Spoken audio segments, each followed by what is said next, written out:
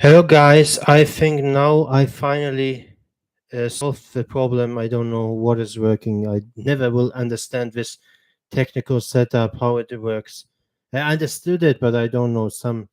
This technique is just bullshit, I have to say. Now it's working. I see my sound comes across. I will just wait a couple of minutes now for people to join before I will continue where I left off yesterday. I discussed already groups A to E, so it leaves us with group F, F, G, H, and I to discuss, and then give my predictions for the remaining rounds, basically. So I'm just waiting a couple of minutes now for people to join. Still nobody here. I hope you guys you are all doing well. You had a nice day. Here it's 9 o'clock, 9 p.m. So kind of a twilight. I see the twilight. The sun is going down. And now I'm waiting for people to join because I announced the time of the stream on my Twitter, and I expected that some people would join who joined yesterday, who attended yesterday.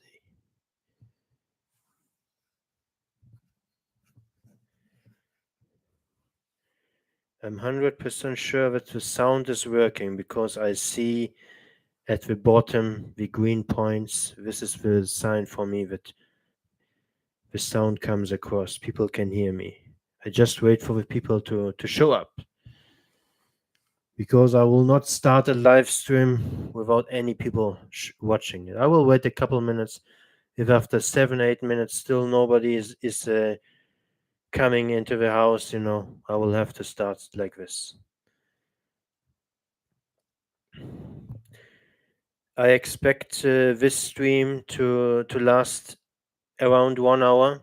It will be shorter than yesterday because only 5 groups left to discuss, and no need for an introduction.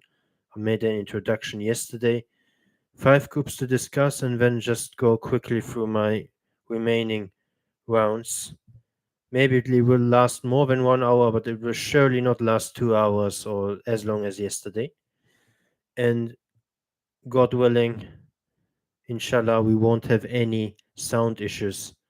I will try my best to keep the stream going without any issues because it's every time when it occurs, it's very annoying for me personally, and even more so for you because you are also losing your time. And I think all of us, we have better stuff to do and just hanging around in a live stream waiting something to happen that doesn't happen. It's just nonsense. I see one person who joined yesterday is already in the live chat. He says hi. Yeah, hi. I spotted who you are because I rewatched my live stream. My today we watched the live stream of yesterday, and I know who you are actually. I know it. I blocked you on my Twitter the other day because you are kinda you have an agenda against a certain nation, against a certain team. But you are now here in the comment section. Okay, I will tolerate it as long as um, you are contributing to the topic. I don't have any issue with that. So we are still 0 people here live.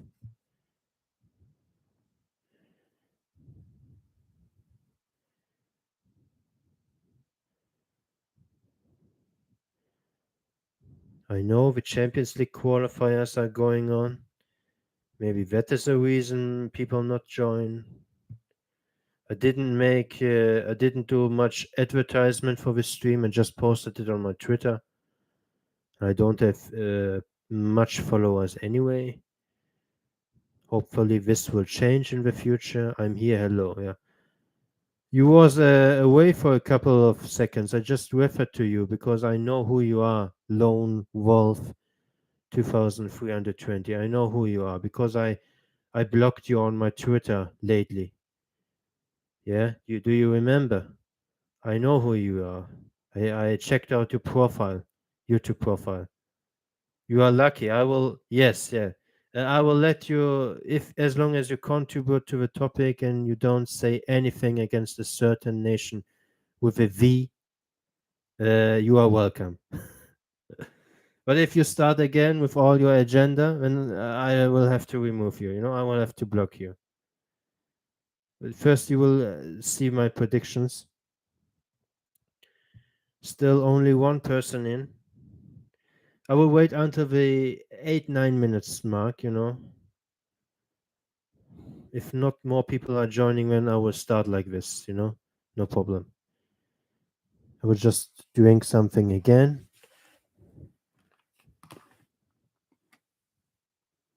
So, yeah.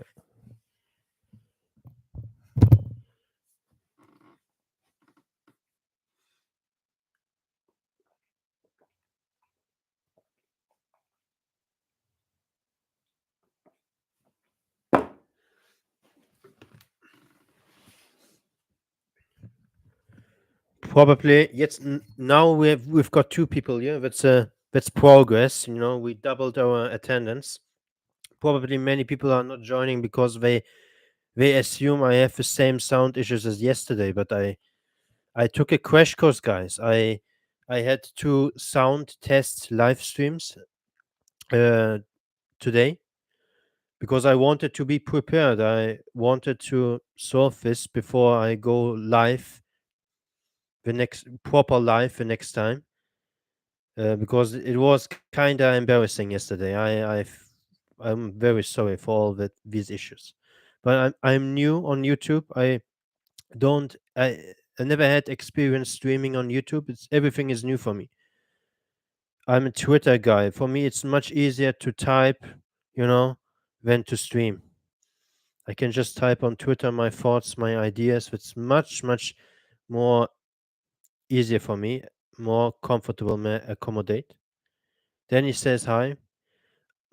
We've got now two people. I think I will start now because maybe there won't be much more people joining. I left off yesterday. I discussed Group A to E, so I will continue with Group F. I will just look for my notes and then we will start.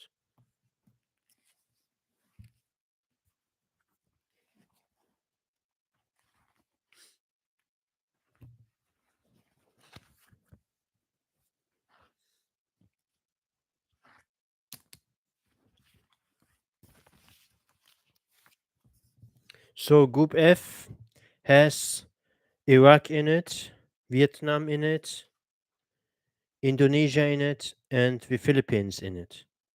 So it's a group with three Southeast Asian nations in it and Iraq on top. I will start my first my analysis on Iraq. They're managed by Jesus Casas. That's a Spaniard, not very known or famous Spaniard, but still a Spanish coach, decent Spanish coach. He has been in charge since November 2022, so more than half a year, and he leaded them at the 2023 Golf Cup, which they hosted. Iraq hosted the tournament and won it. They defeated Oman 3-2 after extra time and was an exciting game. They deserved to win that game. I watched it. They were the better side, but still they struggled to score. It was only 1-1 after 90 minutes. Then they found the breakthrough in extra time and they won 3-2. Uh, Interesting about thing about Iraq is something has changed. They have got now a mix between diaspora kids, diaspora players, and their homegrown players. In the past, they used to kind of neglect these diaspora kids. They didn't invite them. This has changed. They have kind of a mix now, we'll have to see how they will get on with this mix because it's kind of new for them, and it's never easy if you have one side, of the squad is homegrown domestic placed players, and then you've got all these um, diaspora kids. We see that problem maybe with teams like Jamaica, and there are also maybe other teams who find it difficult to find the kind of the chemistry, the cohesion in the squad because two different camps in a squad, basically. Um, I would say some of the outstanding or best players are Ibrahim Bayesh, Zidane Iqbal, who got a transfer, who got a move to Utrecht in the Netherlands. I will be following closely how he will get on in the Eredivisie because at Manchester United he didn't get any playing time. Let's be honest, he was just on the bench all the time. He's a very talented youngster, and if Iraq are to qualify for the World Cup, he has to play a main role because Iraq, they are not a very creative side. He's basically the only, I would say, creative player. They have also other couple players, but they are not a very creative team. They're more a physical team, a rough team, and they hustle a lot and they press. And he is the kind of the most technical, gifted player. And there's also Ayman Hussein, who is a forward. There's also Muhammad Ali. He was kind of off. He was kind of off the radar for some time. He didn't play for Iraq for some time. I didn't know why, because back at the kind of 2019 Asian Cup or so, he was a fixed starter for them, and also in the World Cup qualifying, last World Cup qualifying cycle, and then he was just for some time he was not getting call ups. I don't know why, but he's now back. They are Iraq are defensively a solid team, I would say. They don't, they are solid. They played Colombia in a friendly and they lost only 1-0, and they limited Colombia to few shots actually in that match. So they showed their defensive capability, their defensive prowess is good. Where I have still doubts is, their productivity or the play in the final third is for me not always convincing, I have to say. Um, yeah, they lost 1-0 to Colombia, they lost 2-0 to Russia in a friendly. Um, you know, Visa in last World Cup qualifying in round four, they was it round three or round four? I'm not sure. The final round, they finished fourth. They missed out on a playoff spot. It was very fine margins in the end, but UAE edged them, and it was a disappointing campaign for Iraq. They should have done better, but they had a managerial change. They had Srečko Kantenec in the second round of World Cup qualifiers, and then they had a problem with him. Let's say he had a problem with the Iraqi FA, and then they parted ways, and that was not good for Iraq. It harmed, their progress. And then they hired Dick Advocat, and he was not good for them at all. And then I think they sacked him somehow mid time during the qualifiers, and then they had maybe like a caretaker manager or so. Yeah, but now they have the Spanish coach. Let's see how they will do under him. That's for now all I have. Yeah, one interesting pattern with Iraq is that they are more an Asian Cup team than a World Cup qualifying team. I mean, when you see the results, they had a couple deep runs at the Asian Cup, and they won even the 2007 Asian Cup. But so far, they never really broke through in World Cup qualifying. They are always kind of around that top 10 um, circle of teams in World Cup qualifying, always close or in that threshold, but they are not among the best performing teams, not even among the second tier sides. That's something to keep and I want to remember that they kinda underperform in World Cup qualifying.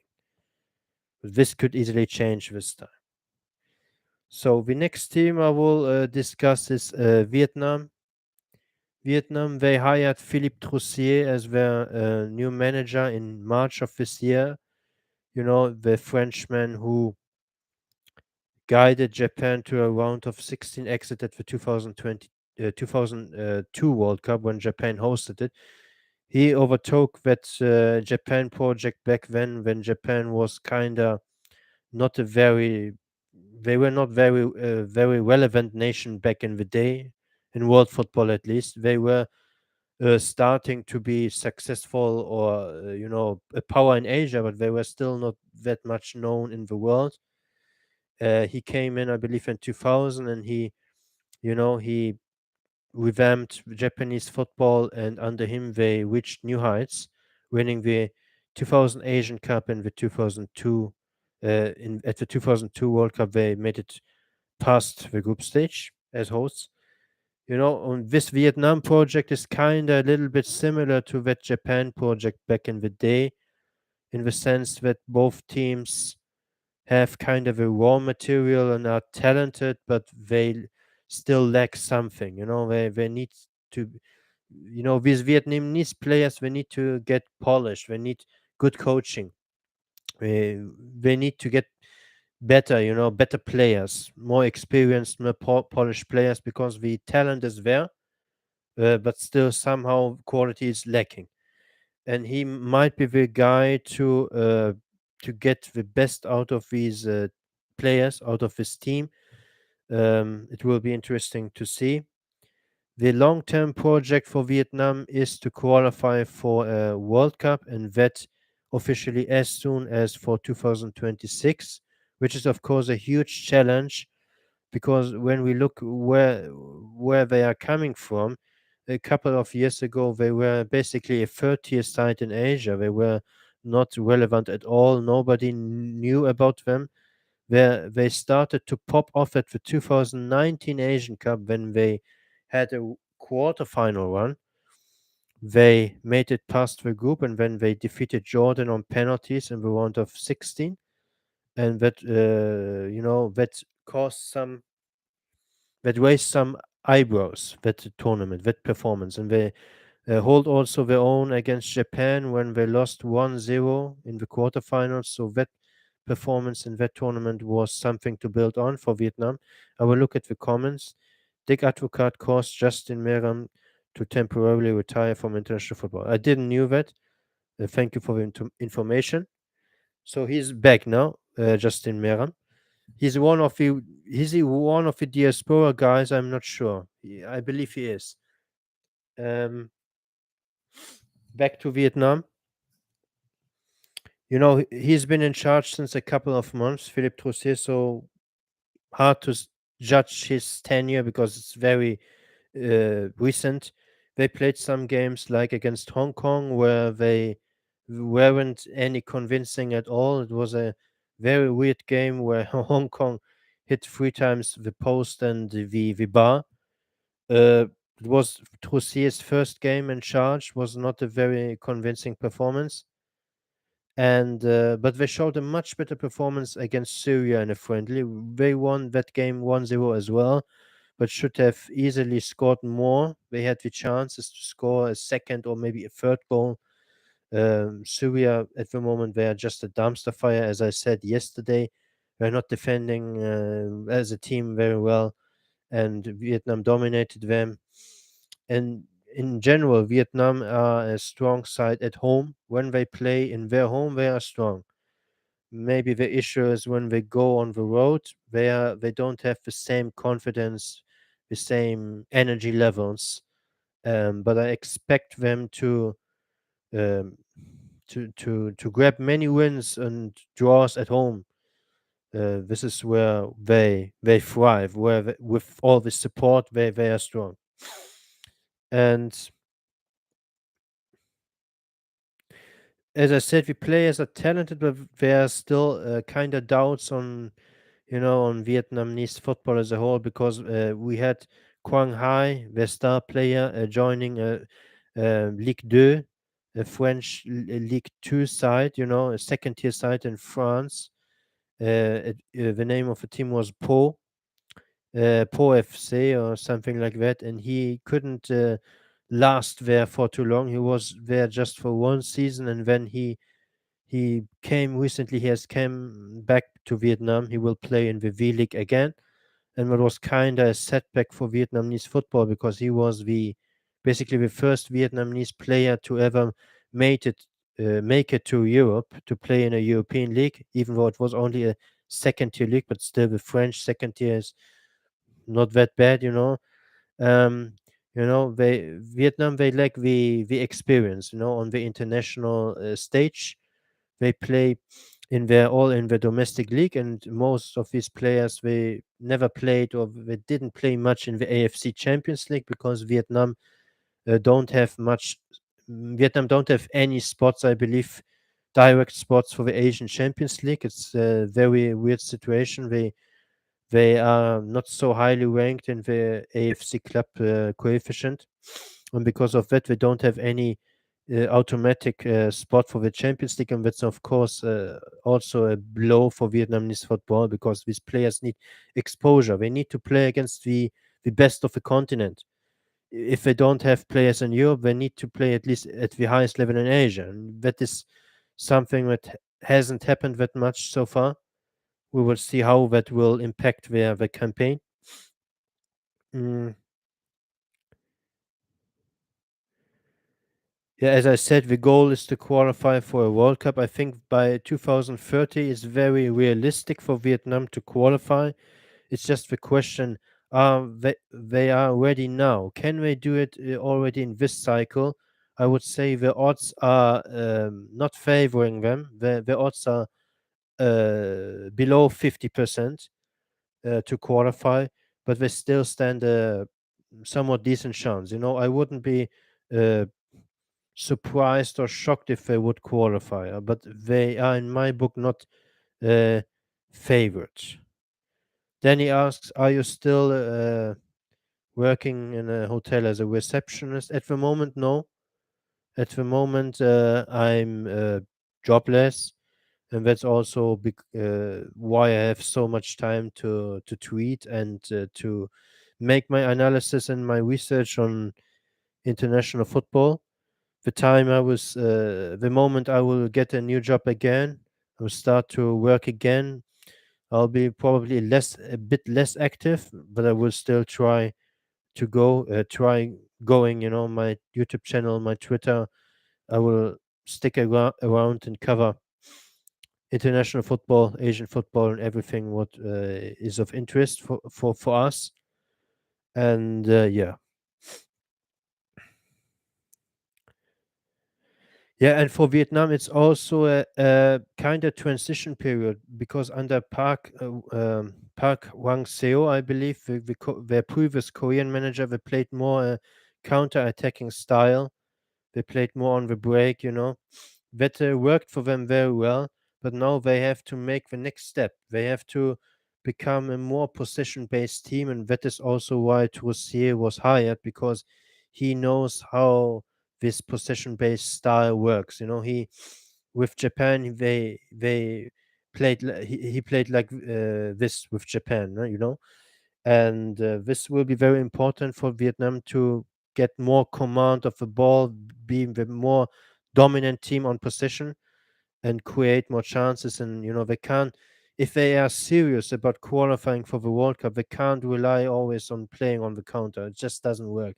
If they are when we are favorites, they have of course also to attack, to possess the ball, to dictate the proceedings. And for that, Troussier has been also hired to do that. That transition. I think that is all I have to say on Vietnam. I said already a lot on them. We'll move on now to the next team. Next team is Indonesia. Indonesia is a very young team, young, energetic team with a lot of pace, I would say. We play with a lot of verve, and yeah, it's a very interesting project. A very young team. They are like a mid tier side in Asia at the moment. I would rate them.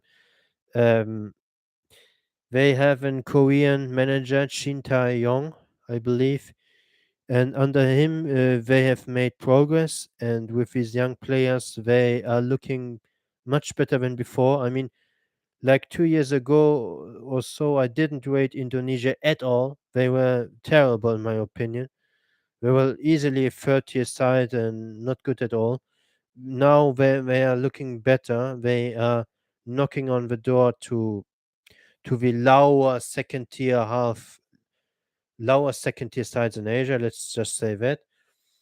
Um, I think they are at the start of a golden generation. Maybe from this generation, something is to come, like a decent performance at the Asian Cup or something. Maybe good may happen for Indonesia, but this World Cup qualifying might come too soon for them, and it's a tough group for them with Iraq and Vietnam. And when I watched Indonesia, I watched them at the AFF Championship this year in the semifinals against Vietnam. They had a very good performance at home against Vietnam when they dominated Vietnam basically when they played them at home. Especially in the first half, they had many clear-cut chances and should have scored.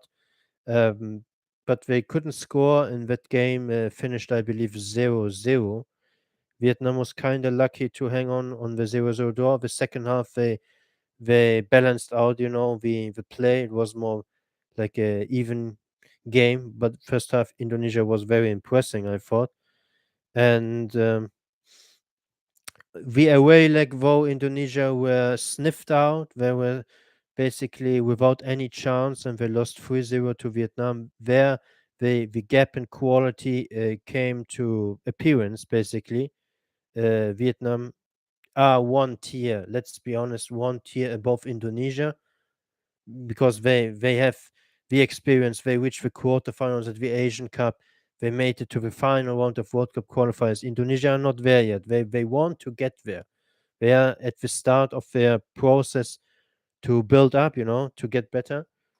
But still, the performance from Indonesia, at least at home against Vietnam, is something to build on. And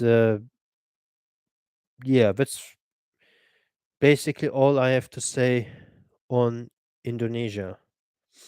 So the next team I will discuss is Philippines.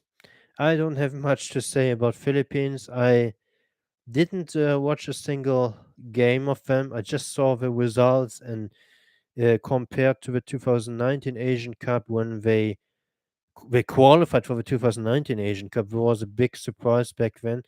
They have declined. They are not on the same level anymore. They are a little bit. They have become weaker. And at the 2019 Asian Cup, they also lost all their three games. Also against Kyrgyzstan, when they had hopes to maybe beat Kyrgyzstan. And when we look at the recent results, the Philippines lost 7 out of the last 9 games. That's very worrying stat. They lost 7 of the last 9 games.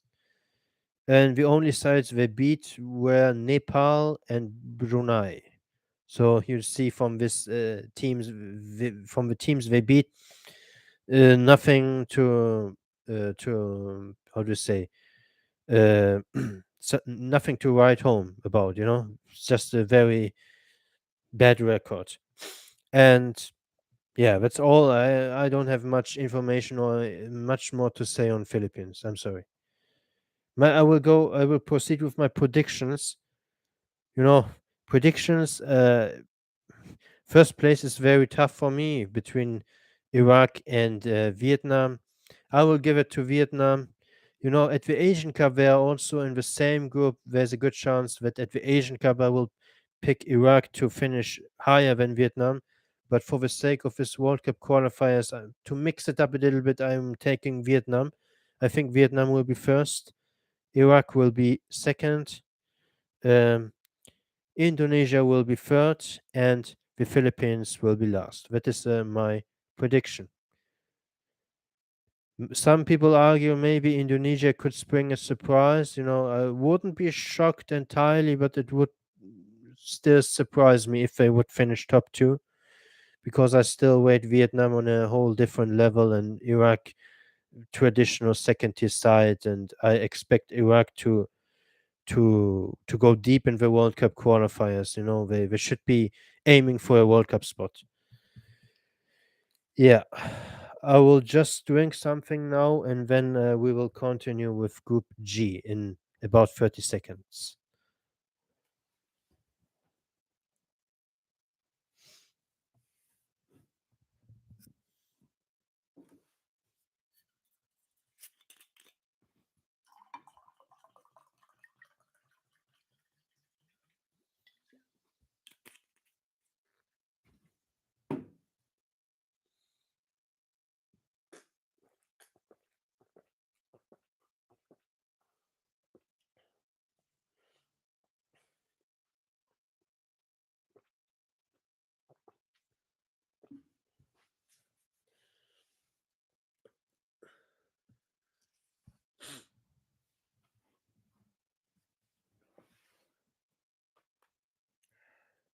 So I'm back again. A couple of moments ago, 4 people were here. Okay, now it's 2 people. Hopefully, they will come back. I will just look at the comments now. He's an Iraqi legend, Justin Miram. Okay, I didn't knew that. Out of curiosity, where would you put Vietnam on the German football pyramid? 30 on the which tier you mean? Where would they play? They wouldn't play in the first German Bundesliga, that's for sure.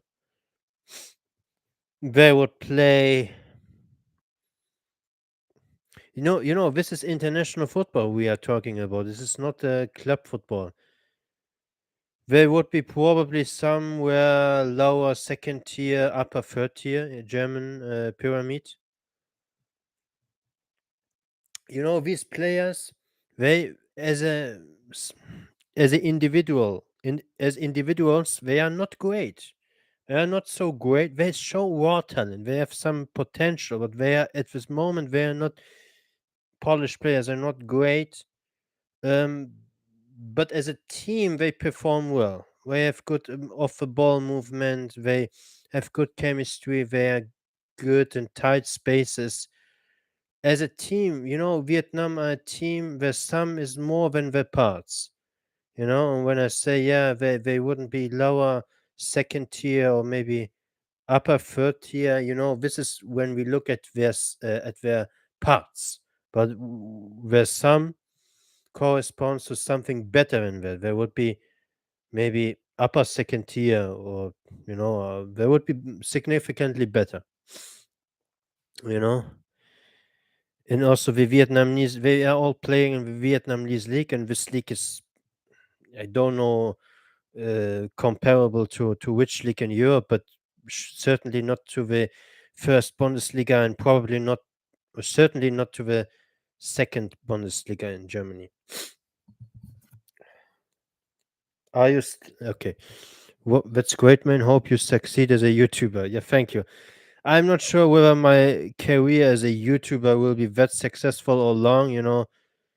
Uh, I will try my best, but I will in the first place I will remain a Twitter guy. I don't know whether you follow me on Twitter, but most of my content comes on Twitter. I use these live streams, these videos now to do some analysis, to go more in depth, dive deeper into the teams, because on Twitter I can't do that. I'm capped at always at like I believe 280 characters, so can't analyze much on teams. I have to do that on YouTube when I stream. It's always like that. For analysis, you have to talk, you have to stream.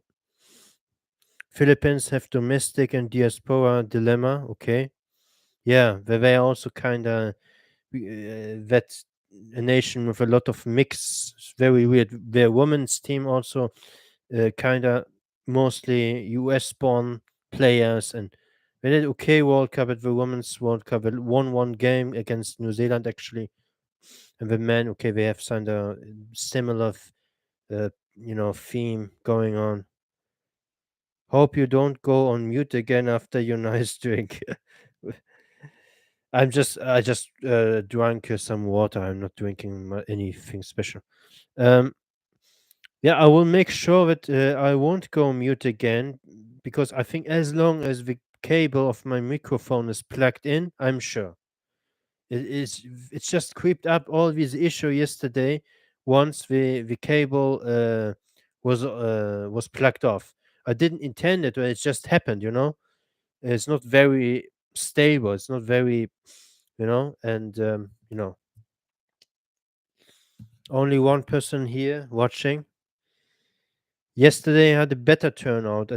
My peak yesterday was at times 4 to 5 people were watching.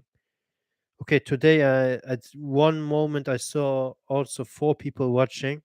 Now it has decreased again to 1 people. 1 person is watching. Yemen is the most unbeatable team in AFC. Yemen. We will discuss Yemen. Yemen very bad. You know. Um, Next group. What is the next? The next group is Group G. Group G features Saudi Arabia, Jordan, Tajikistan, and Cambodia. I will start with Saudi Arabia. They are obviously huge favorites in this group.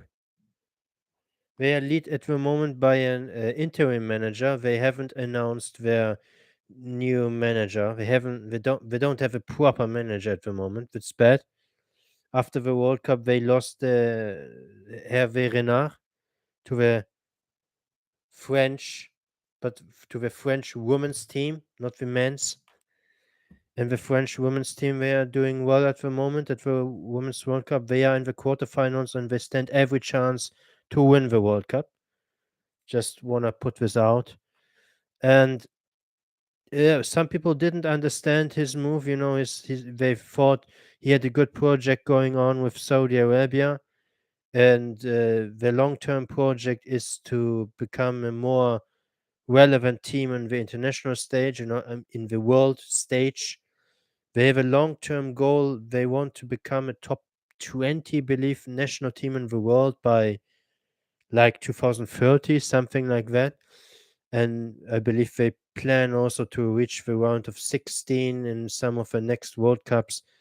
And they will host the 2027 Asian Cup. They have a long drought. They haven't won an Asian Cup since, I believe, 1996.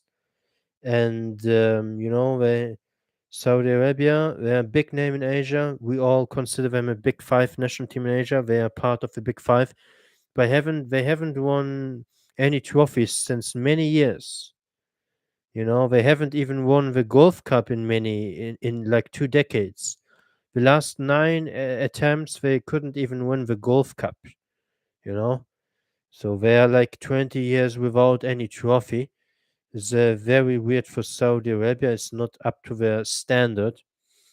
At the World Cup, they had a mixed bag of a tournament. They had that outstanding win against Argentina when we all thought, okay, they will now advance to the next round. Uh, they kept Messi and co at bay and won that game. They turned it around. They were 1-0 down. They were chasing the game. And then in the second half, they just struck twice and they won 2-1.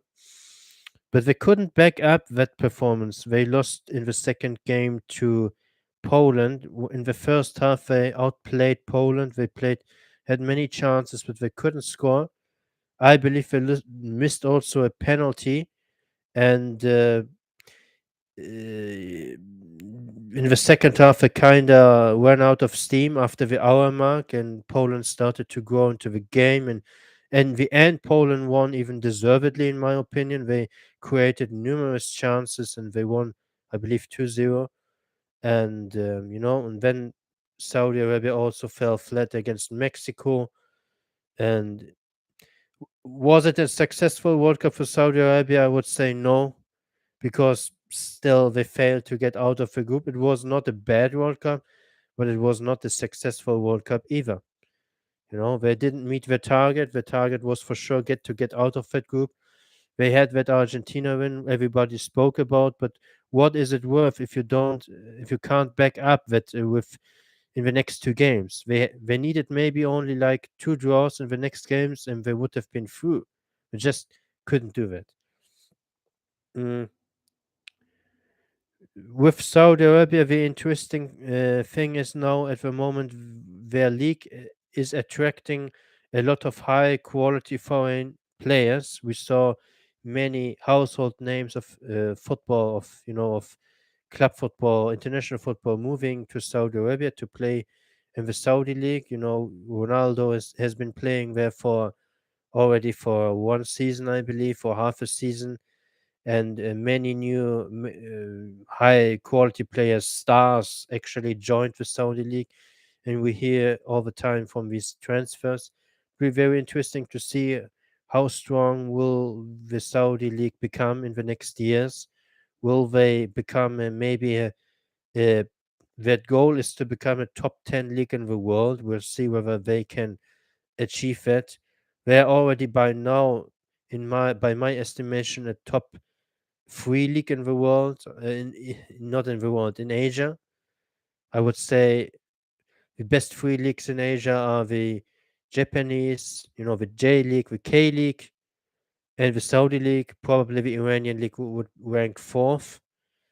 That's how I see club football in Asia at the moment.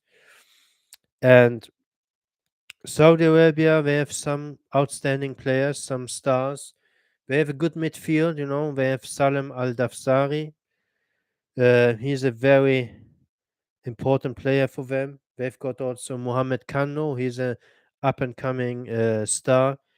He was plagued a little bit by injuries, and he had a ban for some time. He couldn't play with his club Al Hilal because there were some um, problems with his transfer, and he Al Hilal were banned. They couldn't play him, and he didn't came in form to the World Cup, but he's a player with much potential. I watched him, very tall, physical player, but also very good on the ball, good skills, good pace, good shooting, good passing.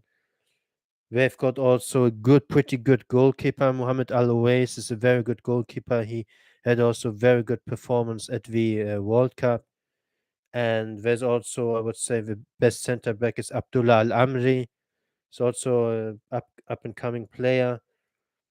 Then we've got he's a little bit aging, but he's still one of the best player. Yasser Al Sharani. He's the left back of them, very energetic player who pushes forward a lot and makes these runs. These overlaps. I will look at the comments now.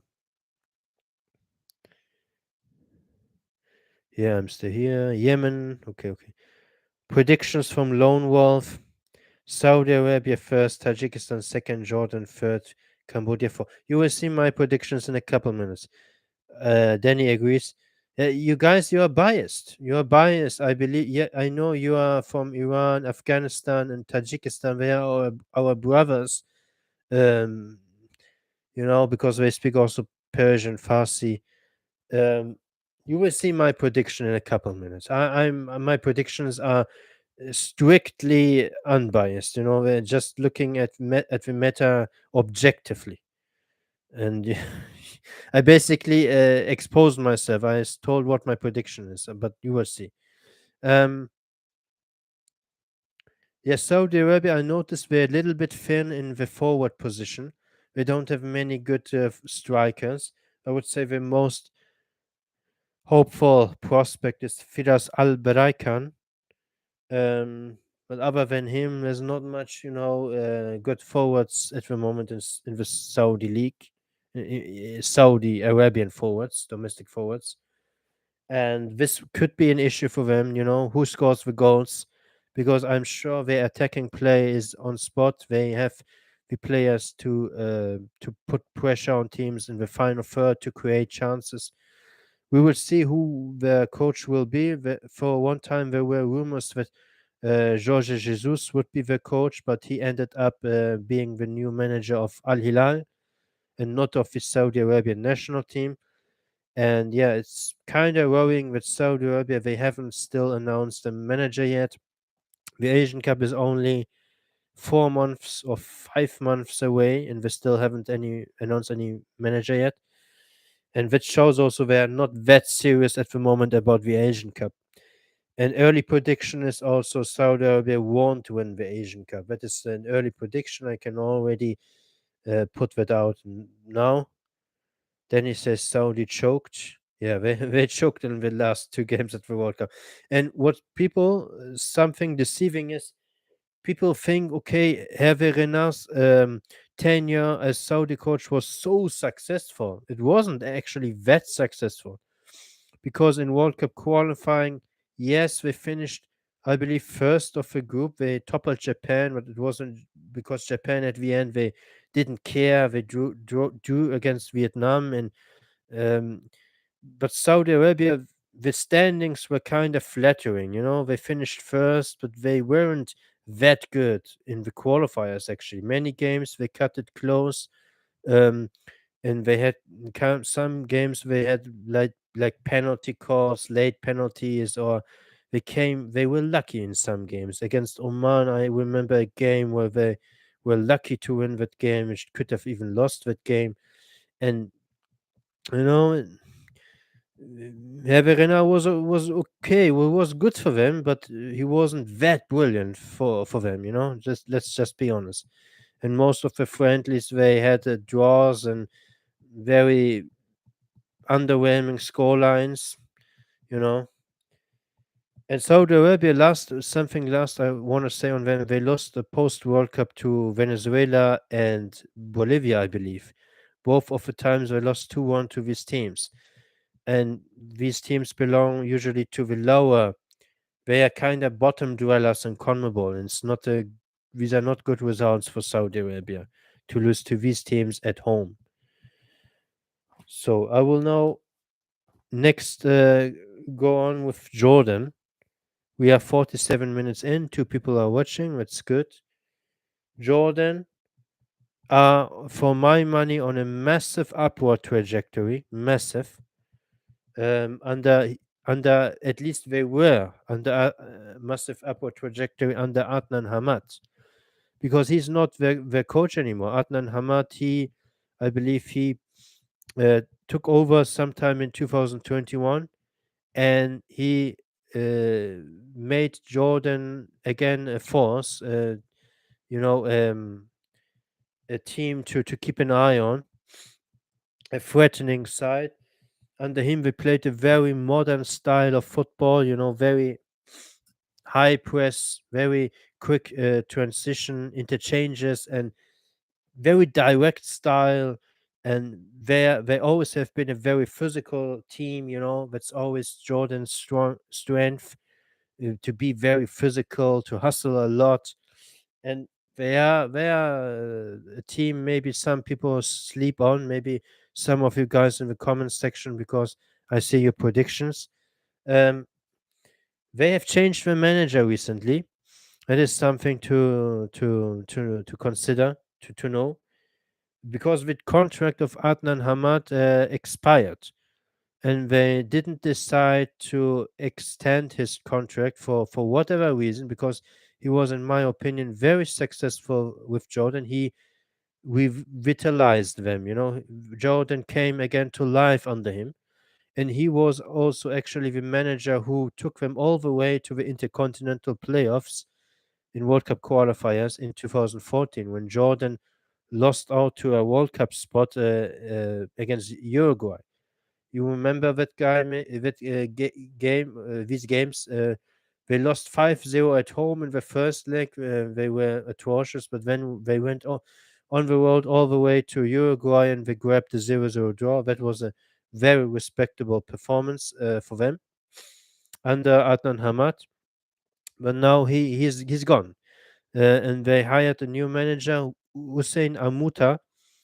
Uh, I know from out of the top of my head, he coached the Moroccan A team, that is basically the second string national team of Morocco. And he coached them at the Arab Cup, and I watched them. They played some good football at that tournament, but they were knocked out by Algeria in the quarterfinals, I believe, on penalties. And he has some accolades to his name. He won the Qatari League with Al Sadd, I believe, and he won the CAF Champions League. He won the Moroccan League with Casablanca. So he doesn't seem to be a bad manager. He has had some success. Maybe this is a good hire. From what I heard, he is a more defensive-minded manager. Adnan Hamad was all-out attack, press high, all-out attack.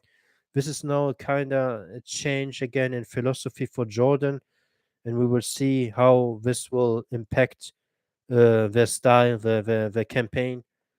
And what else I have to say on Jordan? They have a star player. Jordan's star player is Musa Al Tamari. Musa Al Tamari is a player who played the last 3 years in Belgium's first tier, and he has recently he has gotten a move to Montpellier, a team in the first French tier, in Liga. By the way, I spent some holidays in that city like 2 years ago. I was there. I know that city, Montpellier, and he will be playing in the Ligue 1 next season, and that is a big success for Jordan to have a player who plays in a Big Five league. That's something noteworthy for Jordan's football. And he's a very good player. I believe, a right winger. He's very quick. He's has excellent. How do you say? Um, he's excellent with his feet. He can dribble. He can. He's very fast. Um, he has a very good skill set. Just he can score goals. He can decide games on his own. He's that good of a player. I watched him. He's very good. When he played against Jamaica in a friendly lately, he was basically the star on the pitch in that game. He outperformed all these Jamaican players. Some of them play in the Premier League, and he was the best player on the pitch on that game. He scored a goal, and he hustled a lot, and he's a brilliant player. And what else? Yeah, I rate Jordan's attack highly. They've got also Yazan Al Nemat, who's a youngster, a young, talented striker.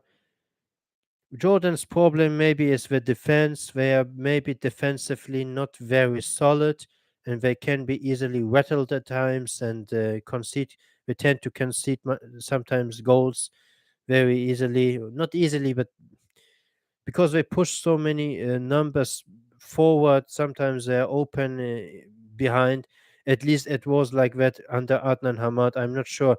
Maybe this will change under Hussein Amuta, because he's a more defensive minded manager. And Jordan won 9 of the last 12 games. That's a very good stat. Some of the teams they beat in the process were New Zealand, Kuwait, Syria, Oman, Jamaica. Yeah, these teams they beat. They beat also Uzbekistan, but that was way back in 2021. They played also recently Serbia in a friendly. They lost to Serbia 3-2. Very respectable performance. They were actually leading 2-1 in that game up until the 86th minute, I believe. But Serbia didn't field exactly their strongest lineup. So that is something to consider, to keep an eye on. And we played also Spain in a friendly on the eve of the World Cup.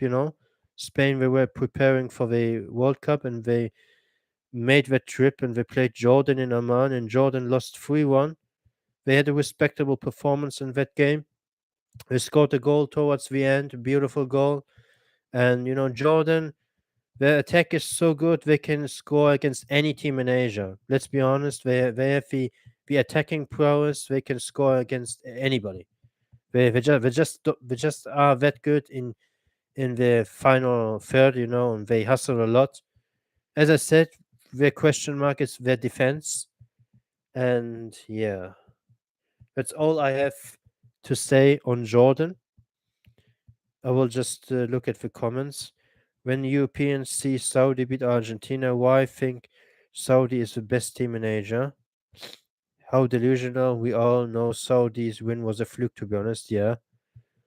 At the moment, I rate Saudi Arabia at best, the fifth best Asian team.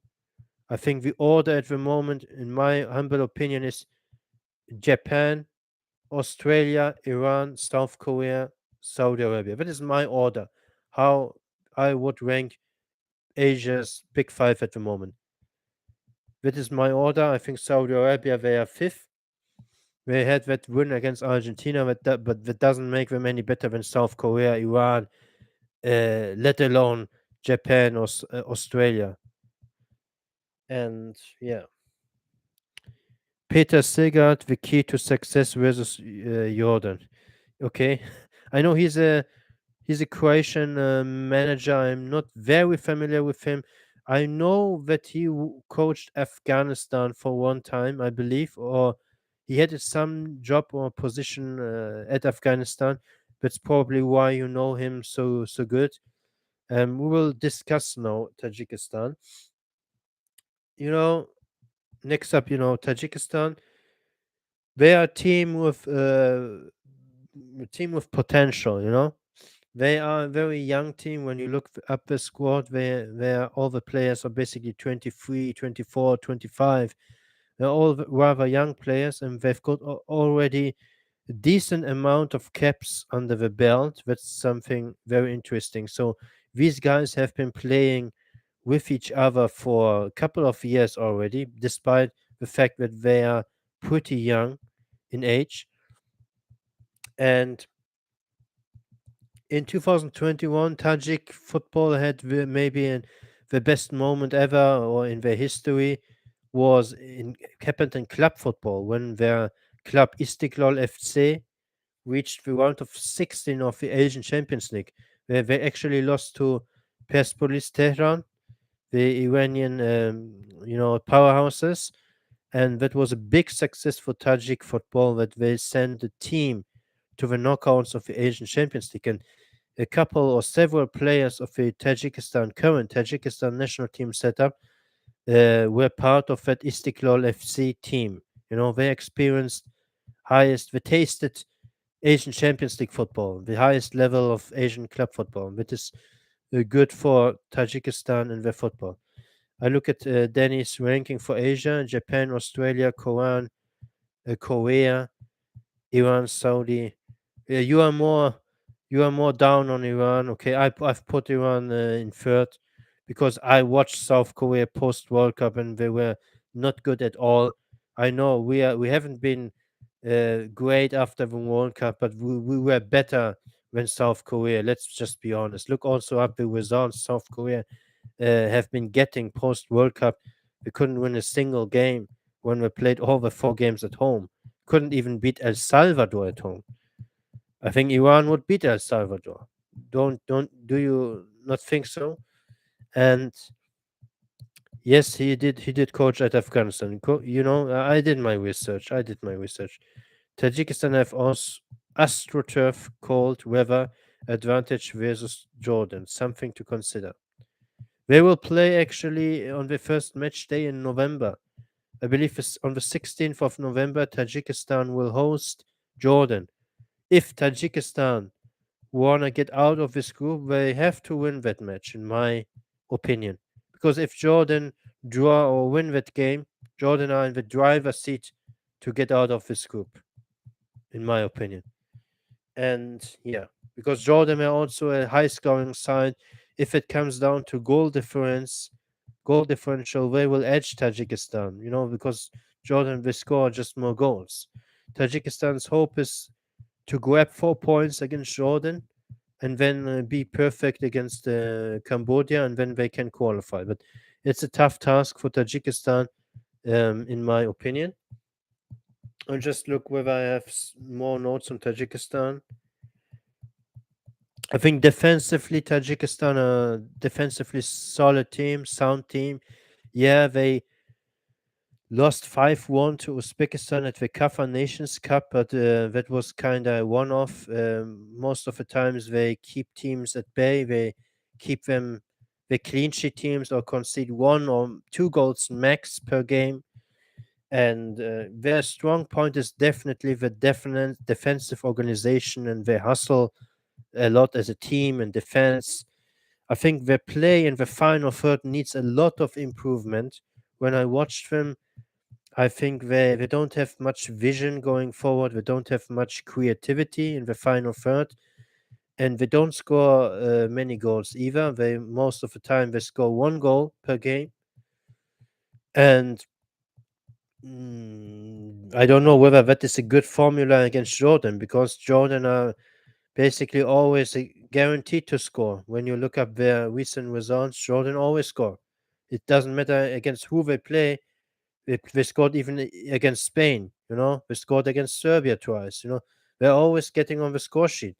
So Tajikistan will have to up their offensive output in order to hope to surprise Jordan, because they won't win 1-0 against Jordan, because Jordan will get on the score sheet. And you know what else on Tajikistan? We'll look at my notes. Yeah, that's actually all I have to say on Tajikistan. I think, as I said, they're a team with potential. They could surprise, uh, But my predictions are Saudi Arabia in first, Jordan in second, Tajikistan in third, and I haven't discussed Cambodia. Cambodia in last, but I will just try to say a couple of things on Cambodia. They have a young team, as most of these, Southeast Asian minnows.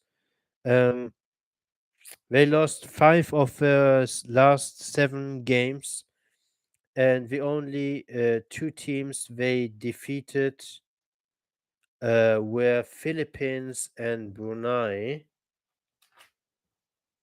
Yeah, that's basically all I have to say on Cambodia. I don't have much information on them. They are, by my estimation, a minnow in Asia, so I don't think they will grab many points in this group, maybe no points at all. The best bet would be maybe against Tajikistan. When they host Tajikistan, that's maybe the chance to grab points. But other than that, I expect them, getting smashed by these teams. And yeah, these are my predictions. Saudi Arabia first, Jordan second, Tajikistan third, Cambodia fourth. I will have to drink something again. I'm getting thirsty. I'm speaking so much. I'm back in 30 seconds to discuss Group H.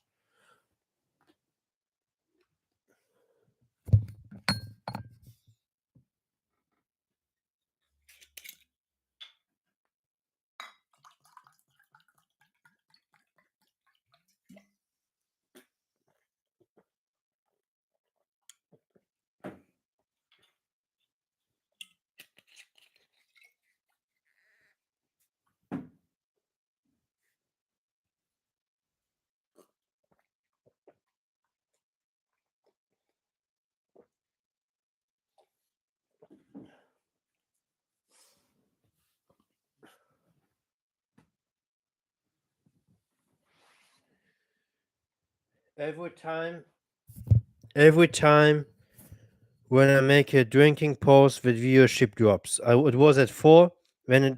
I came back, it was 2. Now it's 3. Few 3 people are watching. We are already 1 hour and 4 minutes in. I always underestimate. I think always we go through quickly and so on. But when I talk about these teams, because my knowledge about Asian teams is so profound, I've made so much research and I know also a lot about these teams.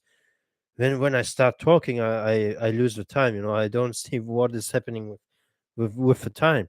So this stream might take again 1.5 hour. Um, we've got only two groups to go, and then we will the West will I will wrap up kind of quickly. It's not so much to tell. No? And the next group, Group H, is UAE, Bahrain, Nepal, and Nepal. UAE, Bahrain, Yemen, and Nepal. 5 people are in the live are watching. This is now the peak. This is good.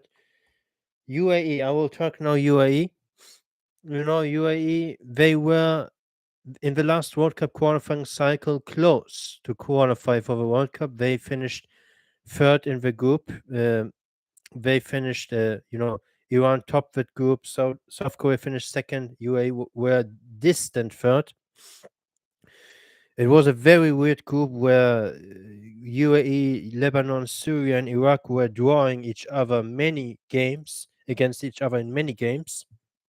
Nobody really managed to put some distance or gap to the other teams.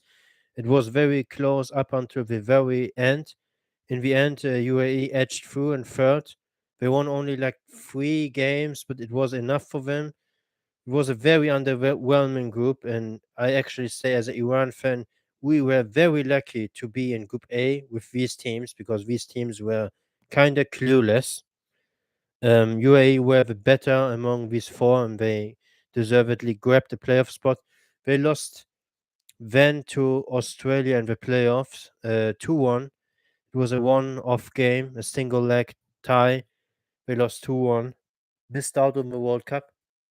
UAE haven't been at the World Cup since 34 years.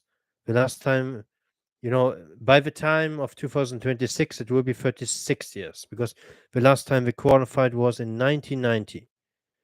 And their goal is, of course, to make it back to the World Cup and have their second appearance. After the World Cup qualifiers, they had a dip in form. They had a very disappointing Golf Cup performance. They exited in the group stage, I believe, with only like 1 point. They lost even to Kuwait 1-0. That was a very surprising result.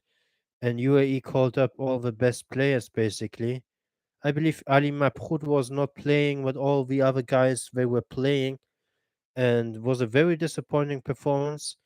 And yeah, I that was under the Argentinian manager Abu Rena, and they decided to part ways with him in the summers, and they brought in now a new coach, and the new coach is Paulo Bento. Paulo Bento is the new manager of the UAE. That's a big hire because he managed South Korea at the last World Cup, and we saw what he did with them. He took them out of the group, and they reached the round of 16. And he had South Korea playing a very attractive style of football, very fast, very high press, quick interchanges, and a lot of off the ball movement. And this is his style of football, his philosophy. It will be interesting to see whether the UAE players can correspond to his philosophy, to his tactics. And the UAE, the FA was also kind of in turmoil for some time. They appointed now a new FA president, and that was also maybe one reason why they were for some time in kind of in a disarray. The national team was underperforming, and the FA there were issues going on, but now they solved everything. They have now a good manager, and they have now appointed a new FA president. And I would say the best players are still Khalid Issa, the goalkeeper, the forward Ali Mabhout. He's aging, but he's still a very class quality striker. He has scored like over 60 goals for the UAE in his career. And he will be also, I believe, key for this campaign. In the last 1.5 years or so, he didn't feature that regularly for the UAE. Always, sometimes he was injured, or there were some issues going on, or he was rested. And UAE, the last 1.5 years, they've been playing most of the times without Ali Mabrut. But he hasn't retired officially from the national team. He's still in the mold. He's still in the mix. He can be called up. And I think if the UAE want to qualify for the World Cup, they will need his goal scoring prowess and his experience, And I've got also a couple other good players like Fabio Lima, that's a naturalized Brazilian. He plays in attacking midfield, and he's also the most valuable player. I believe 6 million is his market value. And I would say some other player to watch out is maybe Yahya Al Rassani. He's a winger, pretty young, 25 years old. And yeah, the UAE, they have always a good midfield. They have that technical style to them. They possess the ball very well. They pass the ball very well.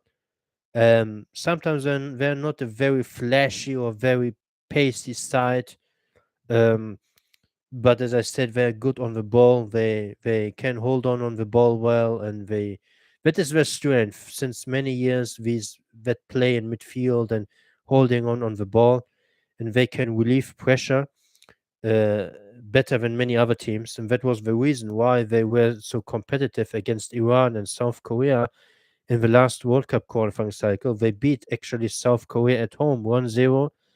That was a huge victory for them on the way to get to the intercontinental playoffs. I believe they needed that victory. If they had not won that game, if they had lost that game, Iraq would have um, uh, finished third ahead of them.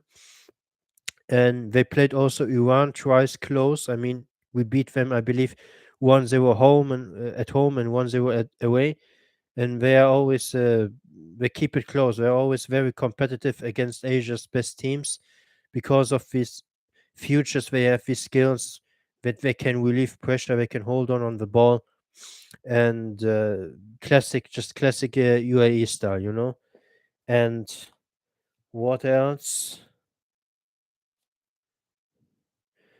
They had a big talent in Omar Abdurrahman, but he's not any longer around. He hasn't retired, but he has. I don't know what has happened with him, but we don't hear much from him anymore. He still plays in the UAE league, I believe, but he had some injuries, and he's not the player he used to be, and he isn't called up anymore that often for the national team or at all. And he used to be UAE best player without a doubt, alongside Ali Mabrut in the prime years of the UAE. The UAE squad, they had the prime kind of from 2015 Asian Cup up until, let's say, last World Cup qualifying cycle. But in the last World Cup qualifying cycle, we were already kind of past the prime, I would say. But they were still decent and they were close to go to the intercontinental playoffs. Omar Abdurrahman is originally from Yemen. I know. Tajikistan will get the better of Jordan. I respect your opinion, Danny, but I disagree. I think. Uh, how many games did you watch of Jordan lately? I mean, Jordan is not a team to sleep on. I rate them. I rate them. I think they will have a successful World Cup qualifying campaign. Maybe Tajikistan, I rate their chances a bit higher to do something at the Asian Cup because they are in a group with Qatar, China, and Lebanon, and they've got every chance to finish at least third in this group and get out of the group. If they really hit the stride, maybe second place, but I would still favor at the moment Qatar and China in that group. Cambodia away is never easy for any team, okay? And do Russia's deserves. Well, Iran could barely beat Kenya and do Russia's reserves. Yeah, Our performance against Kenya was atrocious. We won only because the goalkeeper made a huge blunder, and we were atrocious in that game. Kenya had a couple dangerous looks on our goals. If you base off your opinion on Kenya performance, then we are indeed not better than South Korea, but we outplayed Russia. Russia's reserves, I wouldn't say it wasn't their reserves. It was they are more in a transition period at the moment. They have, you know, more unknown players are at the moment getting called up in playing for the national team. Some of Russia's players who started against Iran are the usual starters. They had was a mix. It was like 5-4 players were the starters we used to know from many years, and the rest were kind of new players we don't know much. But we dominated Russia, that's for sure. We were unlucky to not win that game.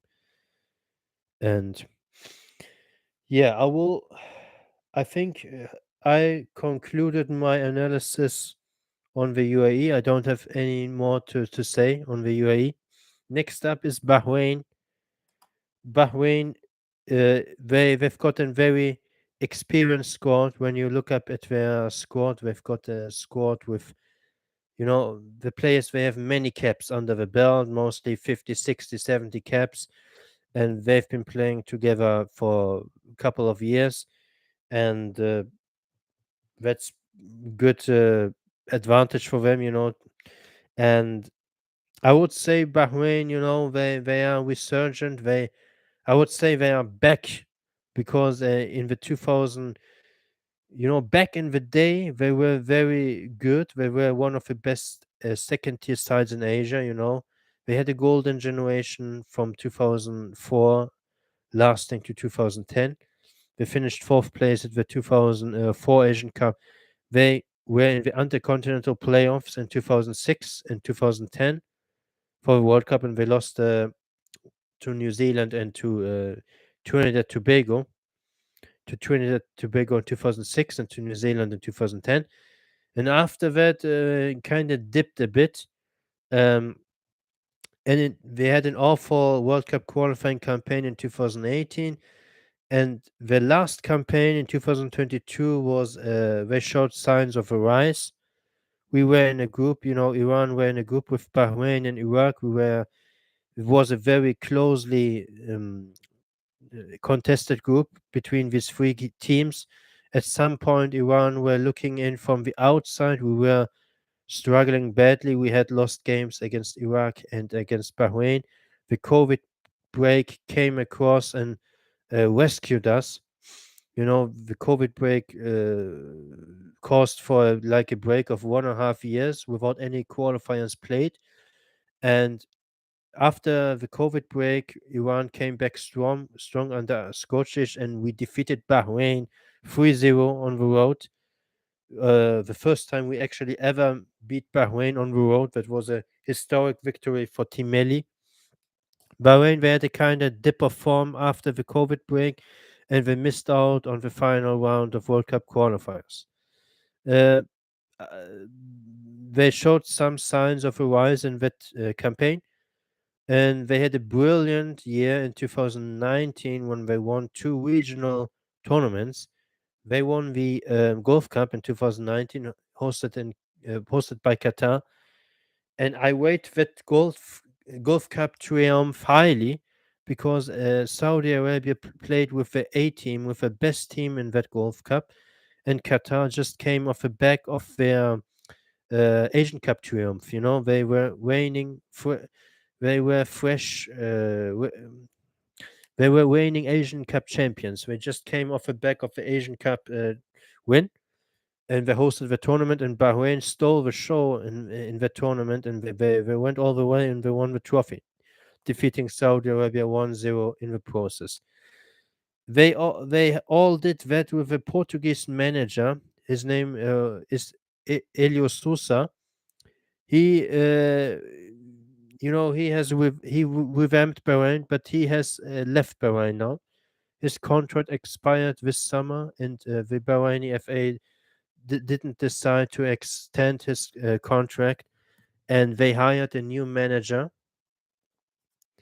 They hired Juan Antonio Pizzi as their new manager, an Spanish Argentine manager, and he used to coach Chile back in the day when they won the 2016 Copa America, and he coached also Saudi Arabia at the 2018 World Cup. And yeah, he's now Bahrain's new coach, and we will see whether he can continue this upward trajectory Bahrain has been the last years. I think the previous manager left a good squad to him. You know, they are in a good state, in a good shape. It's now on Pizzi to work with this squad, with this team. I will mention now a couple of Bahrain's players. I think we've got. I think the midfield is decent. We've got Komail Al Aswad. He's a central midfielder. Sometimes he plays on the right. He's a central. He's a decent player. Yassim Al Shaikh is also a good, decent player. And I rate also the wingers highly. Ali Madan is a very good winger for them, and he plays in the UAE. One of the few players for Bahrain who play actually outside of Bahrain, and he is easily one of the best players. We've got also Al Humaidan. He's also a winger, good player for them. And you know, we'll look at my notes. We've got also this starting striker plays also in the Czech league with something interesting in Czechia. Um, Bahrain, they have a kind of low FIFA ranking.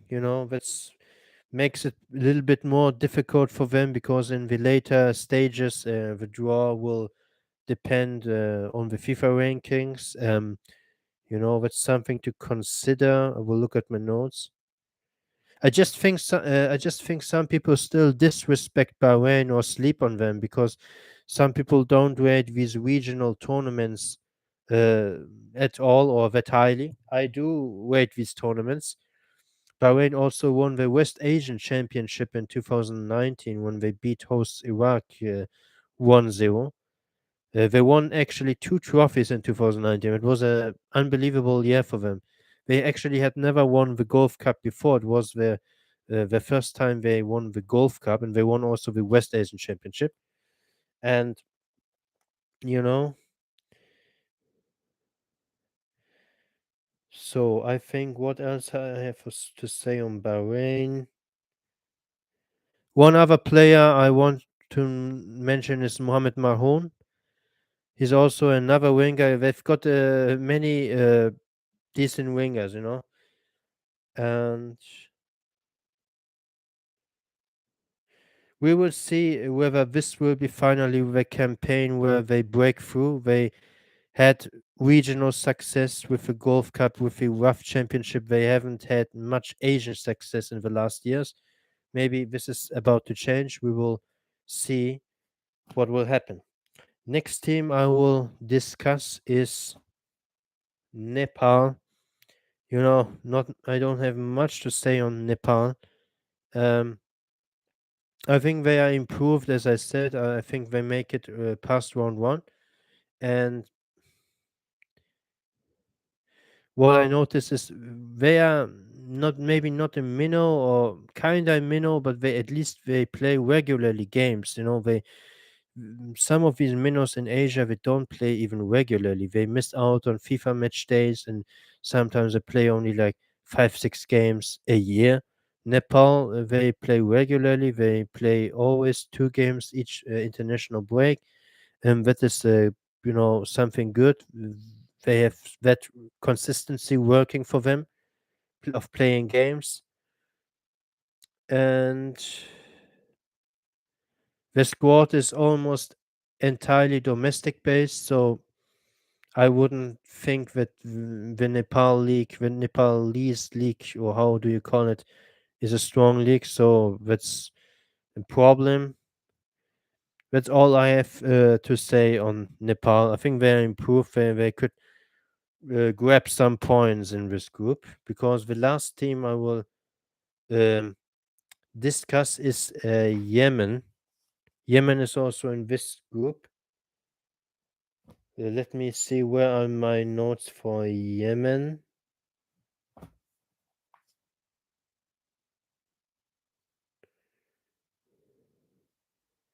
Cannot find my notes for Yemen. Maybe I forgot it.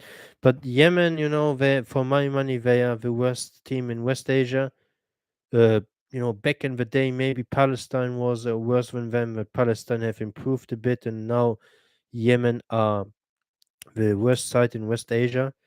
And they have also problems in their country going on, the war, and they don't even play games at home, I believe, and they don't have many players outside, playing in competitive leagues. I believe they play most or all of them. They are in Yemen, and there's just not much quality in the Yemen team. And at the Gulf Cup, they were knocked out in the group stage. I believe they lost all their three games. I'm not sure, and they are just for West Asian standards very bad, but still kind of close to mid tier level in Asia, maybe.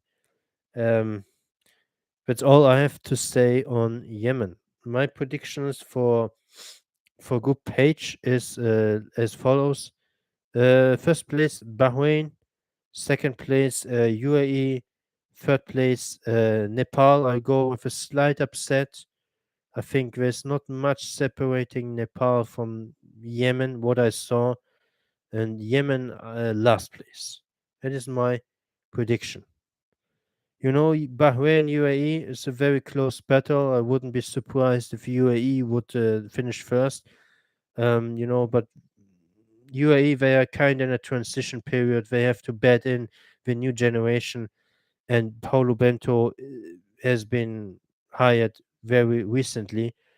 Same with Bahrain and Pizzi, but at least the squad has been together for many years, and they have the experience. And I think Bahrain will finish first. I will look at the comments. Lone Wolf says UAE first, Bahrain second, Nepal third. Interesting. Yemen fourth. Yemen have unfortunately dropped massively since 2019 Asian Cup. Nepal are on the way up. Yeah, I agree with this assessment. This is spot on. Yemen. Uh, I watched a highlight video. Yemen against Palestine. It was Asian Cup qualifiers. Yemen lost 5-0, I believe, or 4-0 to Palestine. It's shocking.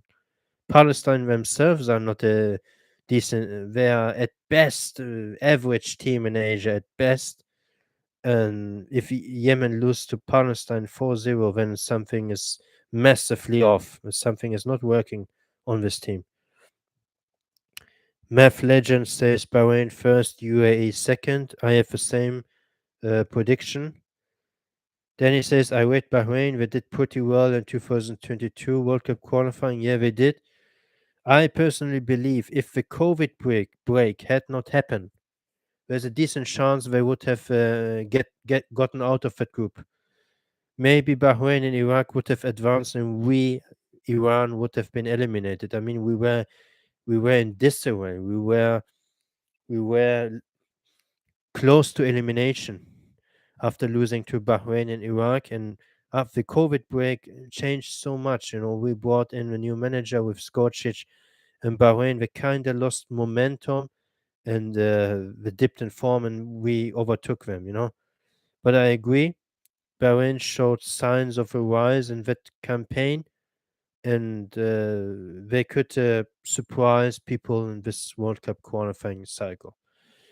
Lone Wolf says, playing away in Nepal, you need an oxygen tank because of the high altitude. I wasn't aware of that. Yeah, because of the mountains, they have also high altitude. Yeah, the stadium is actually on altitude, like La Paz in Bolivia. Then he says, yeah, Iran wouldn't have qualified. Yeah, it would have been devastating if Iran would have been eliminated in round two. Uh, thank God we turned it around. Now I will discuss the last group, and then we will proceed to the further rounds. I will look at my notes.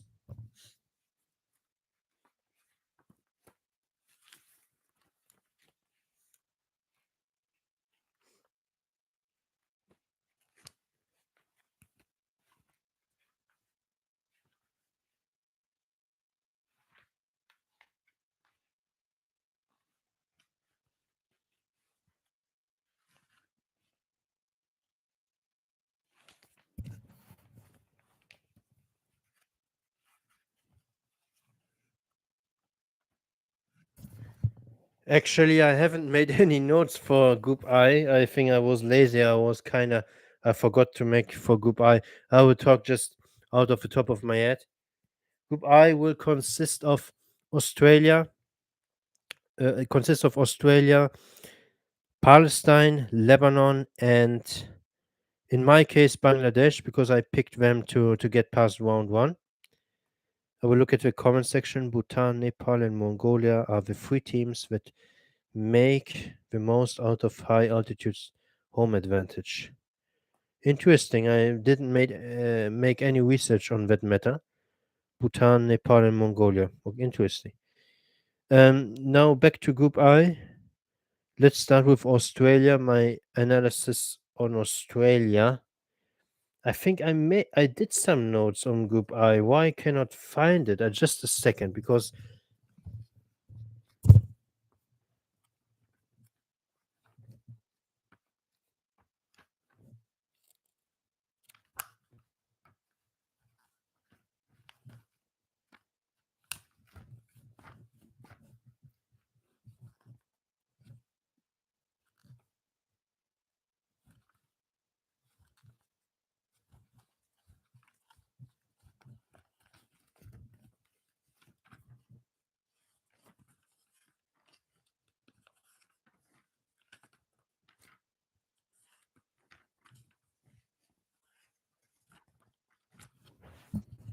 I cannot find it.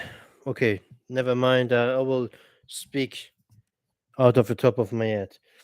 Australia, we saw them at the World Cup. They had a round of 16 exit. They surprised many people, me included, when they made it out of the group.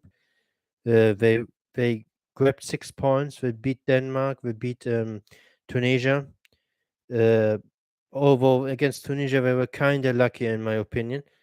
Um, they surprised many people, and they had also decent performance against Argentina in the round of 16 when they lost only by 2-1, and they were kind of chasing a game in the dying minutes, and they were maybe close to even find an equalizer.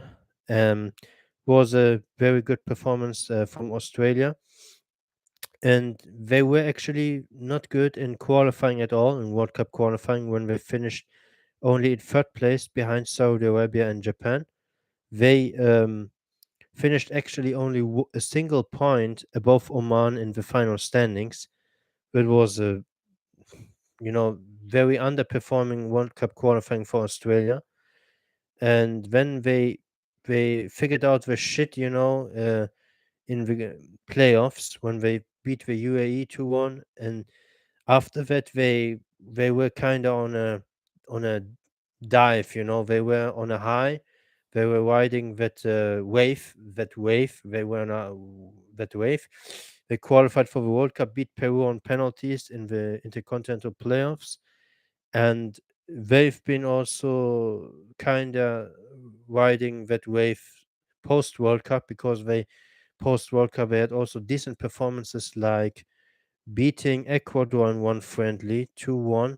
They lost the other one 3 no, they beat Ecuador 3-1 in one game and lost the other one 2-1.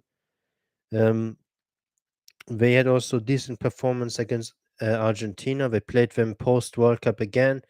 This time it was a 2-0 loss, but Australia gave them a valiant fight and could have easily scored a goal in that game. I watched it. Australia, they are not a very, they don't have that much individual quality on paper, but they've got a good spirit inside the team, and they're just more than the sum. The sum is more than the parts, for this team, and they're just on a high at the moment, riding from that World Cup success, and I expect them also to ride that high in the Asian Cup, and reach maybe at least a semi-final there at the Asian Cup. And they since they've made the change to the AFC in 2007, they qualified for every single World Cup, out of the AFC. So it shows that they are very consistent team in Asia, and they are always reliable. However, I would say in the last two cycles, they showed signs of slowing down, at least in qualifiers. In 2022 World Cup qualifiers, they had uh, problems, and also in 2018 World Cup qualifying, they had problems because they qualified in 2018 only via the playoffs. They beat Syria in the AFC playoff, and then they beat Honduras in the Intercontinental playoff. You see kind of like a downward trend. They're not as dominant, at least in the qualifiers, anymore as before, but they're still easily top five team in Asia. I think some of the best players include Jackson Irvine. He's a very important midfielder for them. He's actually the captain of the Erste FC St. Pauli. That's the club of my city, actually. I live in Hamburg, and St. Pauli is based in Hamburg. And they've got also Mabil. He's a winger for them. And they've got Sutter. He's a center back playing in the Premier League, I believe. And Matthew Leckie up front. He's still in the mold in the squad. And it's a decent squad. They've got the quality across the pitch. We've got a very good goalkeeper in Matthew Ryan, probably Asia's best goalkeeper. And Australia, they are favorites. They are coached by Graham Arnold. He's been in charge since like several years, so there's a good connection between him and the players. They know what to do, and there's consistency, and it's always a good thing if there's consistency with the coach and so on. And that's all I have to say on Australia, I believe. Let's go next team. We're already 1 hour 37 minutes in, so it will take 2 hours again. Um, the next team I will discuss is Palestine. Palestine have improved a bit compared to like 10 years ago, or maybe even 6, 7 years ago. I rated them back then easily a 30th side in Asia, and were very average. They're now a little bit better, but not that much better, in my opinion.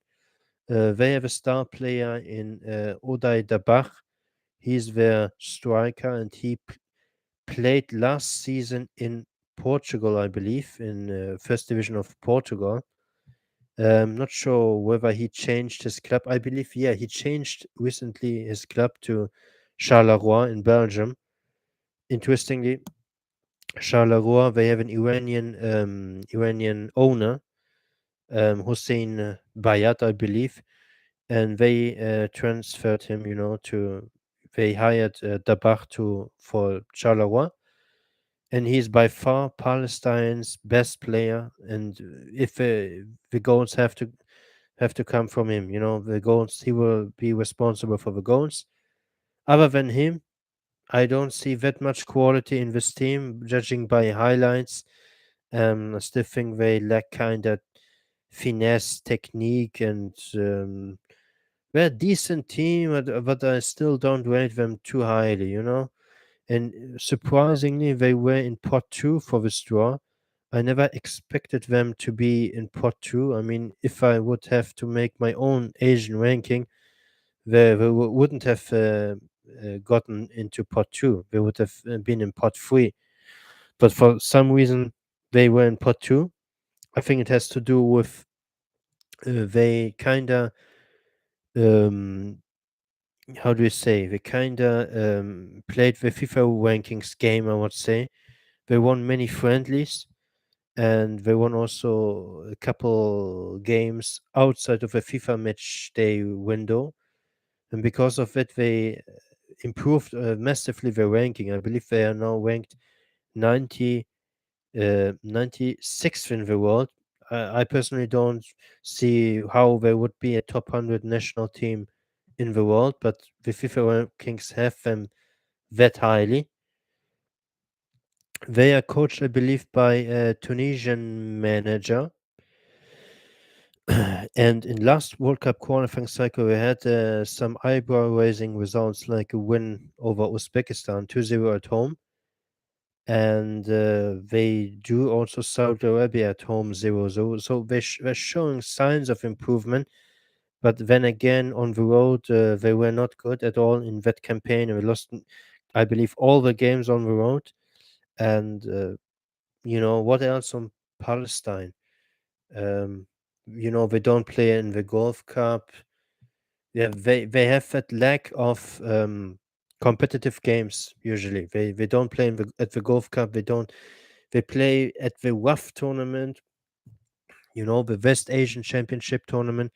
But the West Asian Championship tournament is a very low profile tournament in the region, because most of these teams don't treat it very seriously, and they don't send their strongest squad to this tournament. It's a kind of like a B tournament, and that's, other than qualifiers, only Palestine's only competitive games, and the Asian Cup, of course. At the 2019 Asian Cup, Palestine did pretty okay. They had two draws, I believe, two 0-0 draws against Jordan and Syria, and they were knocked out in the group stage. That's for now all I can say on Palestine. We will next on is Lebanon. We will discuss now Lebanon. Lebanon, they are on a decline.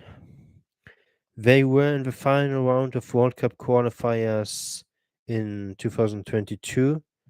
I believe they made it two of the last three attempts. They made it to the final round. I believe in 2014 we were also in the final round. Was it 2014 or 18? I'm not sure.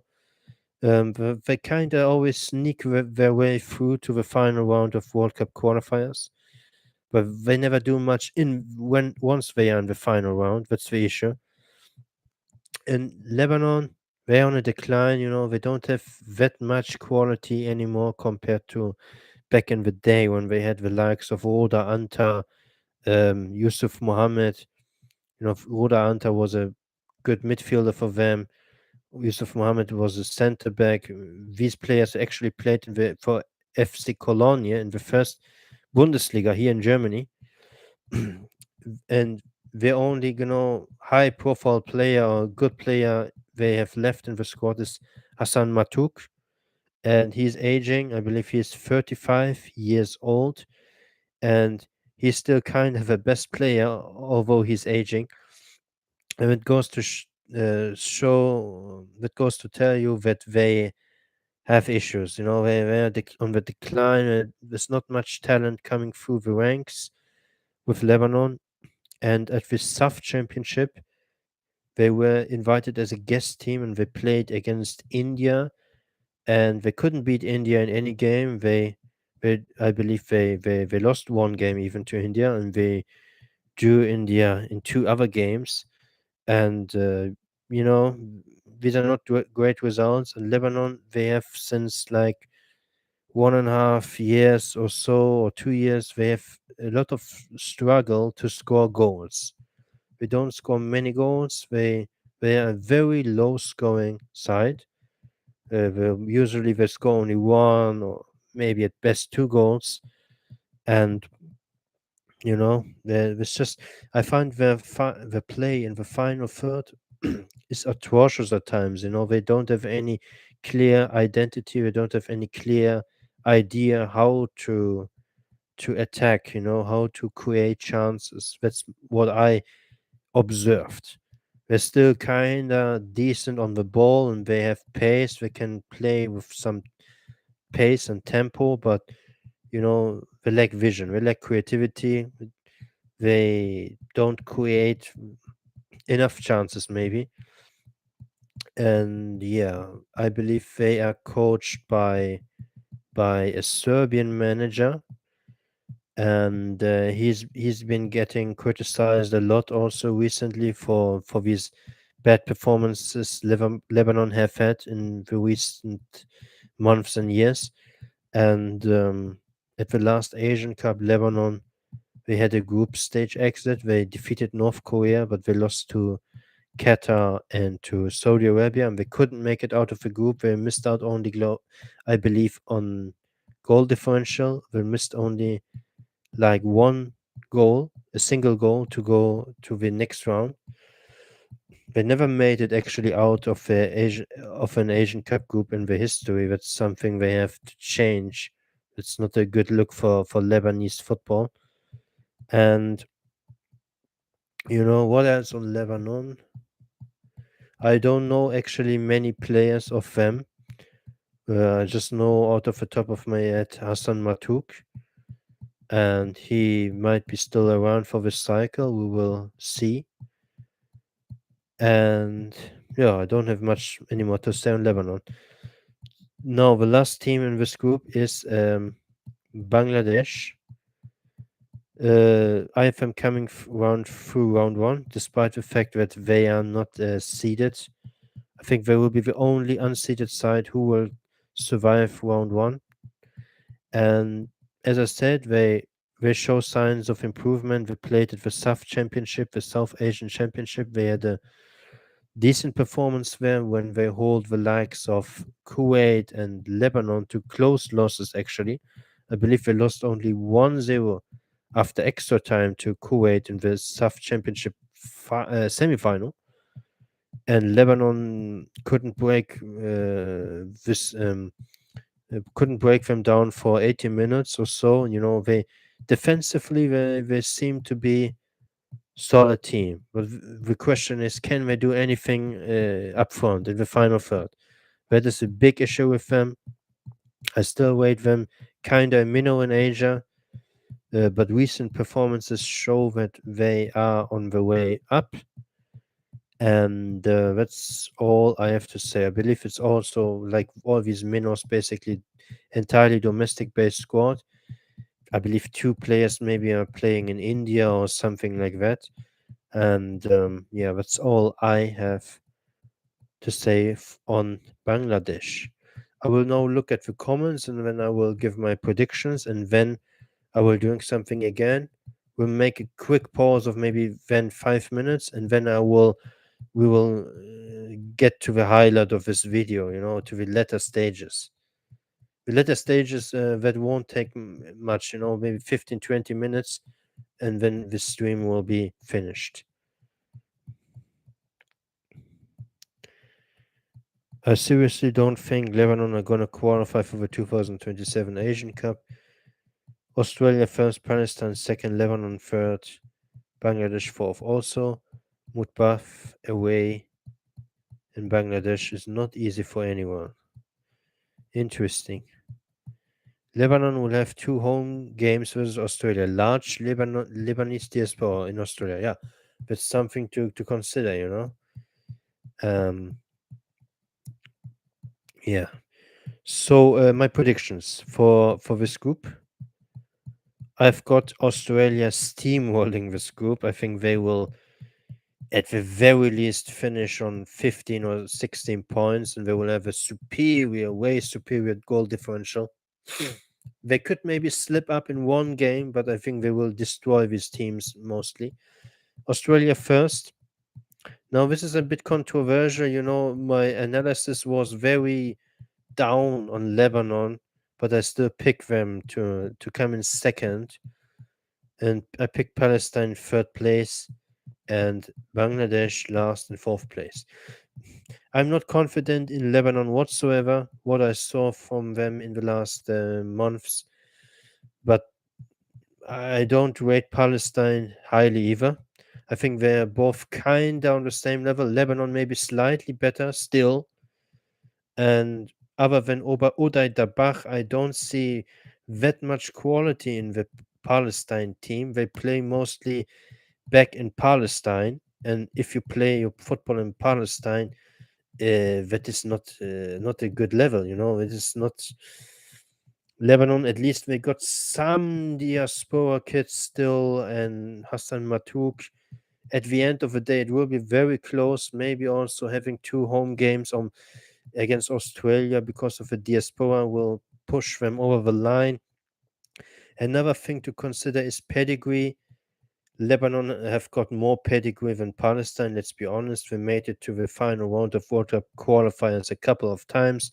Palestine never did that.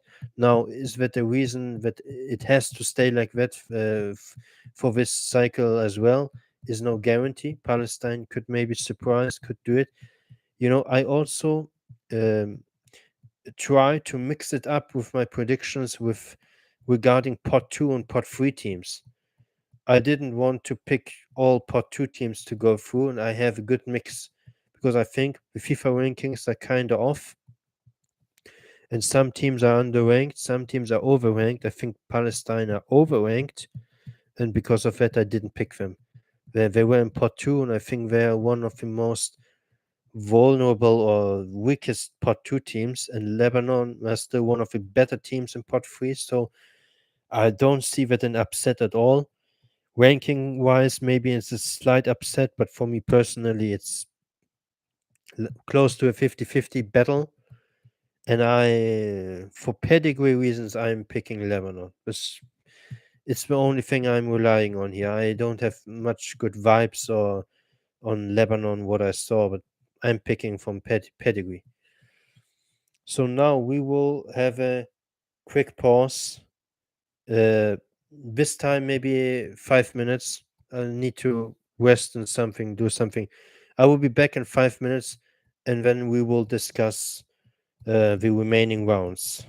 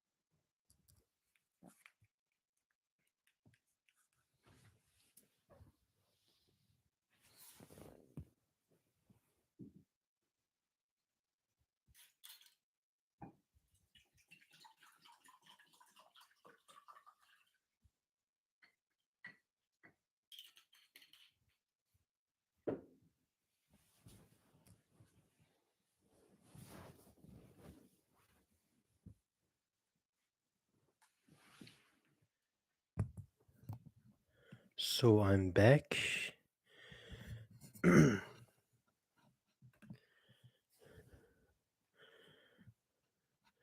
So I have to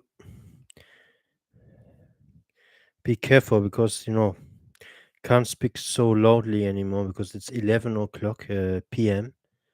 here where I live in Germany.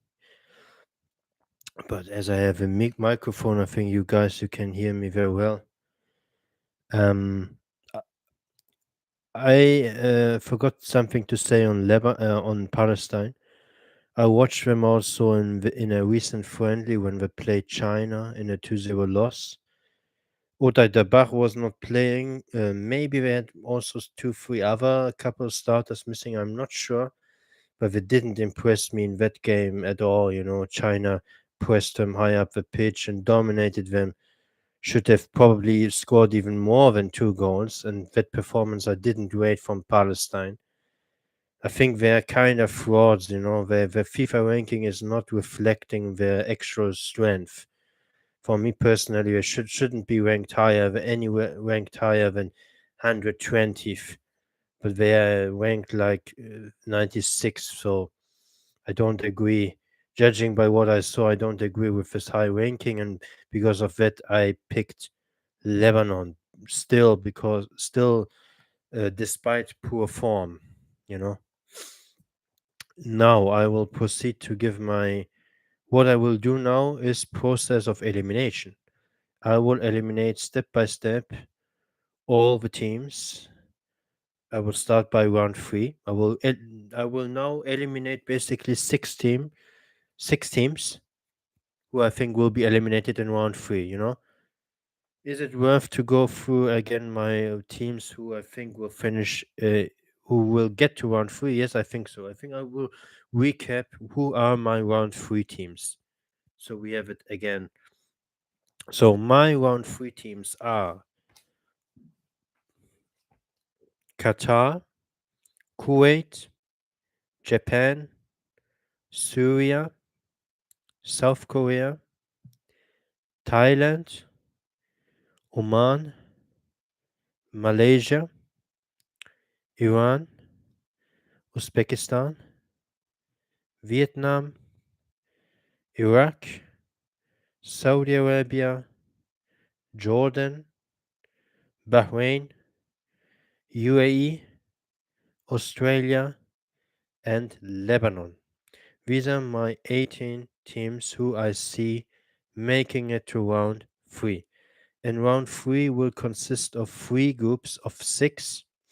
So the bottom two placed finishers of each group will get eliminated in this round, who will finish sixth and fifth of these respective groups will kiss goodbye to the World Cup hopes. And I will now announce who I think these teams will be. Process of elimination. The first team I eliminate in round three is uh, Lebanon. I eliminate now Lebanon. I don't think they will get to the 2026 World Cup. Just don't see enough quality. And uh, I was already kind of kind to them to pick them to get to this stage. I think they will get to round three, but this is their seeding. I don't see them uh, getting to round four. Lebanon out. It's a pity only one person is watching this live. Yesterday I had a better turnout, but it is what it is. The second team I will eliminate from after round three, basically Malaysia. I will eliminate now Malaysia. I don't think they've got it. They've got enough. They've got still a learning curve ahead of them, or they are outside on the up, but they are not good enough to make round four. Let's be honest. I eliminated now Malaysia. They won't qualify. The next team I will eliminate is Kuwait. Kuwait, as I said, they are also kind of lower second tier side in Asia at the moment. Maybe showing signs of being on their way back to better days. They used to be a very decent side in Asia, but I think for World Cup qualifying, round three is their max. I eliminated Kuwait. So still three teams to eliminate in this round. The next team I will eliminate is Syria. Syria, I don't think will make it this time to the final round of World Cup qualifiers. The last two times they made it in 2018 when they were very close to qualify. We discussed that. And in 2022, they were kind of disappointing in the final round. And this time I see them not even making it to, the fourth round of the best 12 teams. I think they have dipped, and their ceiling is, in my eyes, round three. So that leaves us only with two teams who I have still to eliminate in this round. The next team I will eliminate is Oman. I eliminate now Oman from the 2026 World Cup, in my predictions at least. Um, I think, you know, they were in the final round last time out, and they had a good performance. They finished only 1 point adrift of Australia, and they had some good performances, shocked Japan on the road. But the recent form, I don't see the recent form as any good. At the Qatar Nations Cup, what I saw was disappointing. I think quietly they are a team maybe on the way down. Maybe I'm overreacting on the Qatar Nations Cup performance. Um, I just don't have that feeling that they will have again a good campaign. I kind of think they had their moment in 2022 qualifying and couldn't capitalize on that. Maybe they stand a chance at the next Asian Cup to do something, but for World Cup qualifying, I see them getting eliminated in round three. So that leaves us only with one team left to be eliminated in round three. And this team, the last team I will eliminate in this round, in round three, is a team I spoke highly of, but I don't think they've got enough to make round four. Thailand. I eliminate Thailand in round three. I think one of their disadvantages is a very low FIFA ranking. I think they are ranked something like 113th in the world. And because of the bad FIFA ranking, they are likely to have a tough group in round three. And with a tough group, I don't see them making it to round four. And I picked them over China in round two. I think that is a reasonable prediction. They can surprise, they can eliminate China. But historically, also, they struggle against these West Asian teams, against these Arab teams. They don't boast a very good record against these West Asian teams, and coupled with the fact that they will have probably a very tough group, I think fifth place in round three is where we will end, and I eliminated them now from my World Cup qualifiers. So I have still 12 teams in conversation to qualify for the World Cup. I will run through again who these 12 teams are, and then I will basically pick my World Cup teams. Um, the 12 teams who are in conversation still to qualify are Japan, Australia, Iran, South Korea, Saudi Arabia, Uzbekistan, UAE, Bahrain, Qatar, Iraq, Jordan, and Vietnam. These 12 teams are still in the conversation to qualify. They will be, for my money, in my opinion, the 12 highest finishing teams. There's no guarantee that I will be spot on this, but this is my prediction. This is my opinion. And now, how I will do this? Mm, I will no. How will I will do this now? I mean the procedure. How I will announce my predictions. I think I will announce who I will knock off in round four. Yes, I will announce now who I will knock off in round four. I will knock off my first team to round four is the round of two groups of three, and the bottom placed finishers of that group will be eliminated. My first team to be eliminated in round four is Vietnam. I don't pick Vietnam to qualify for the 2026 World Cup, despite all the promise they show. I still think it's a step. It's a little bit too early for them. They have to speed up the development. If they want to qualify for the next World Cup, they have to improve faster. The way they are going right now is not fast enough. And I think my long term prediction is that by 2030, a Southeast Asian nation, whether it will be Thailand or Vietnam, will qualify. But for this edition, I'm not predicting a Southeast Asian entry. I eliminated Vietnam. The next team I will, and the last team I will eliminate in round four is Jordan. I eliminate now Jordan from World Cup qualifiers. A team also on the up, and they had now recently a managerial change. Maybe this is also one reason why I'm not as high anymore on them as maybe before. Um, but I still would consider it a successful campaign for Jordan if they would make it to round four and be in the mix to qualify. Because the last time out in 2022, they didn't even make it to the final round. They were third place in their group in the second round. They finished behind Australia and behind Kuwait on goal differential. Jordan, they are for me more an Asian Cup team.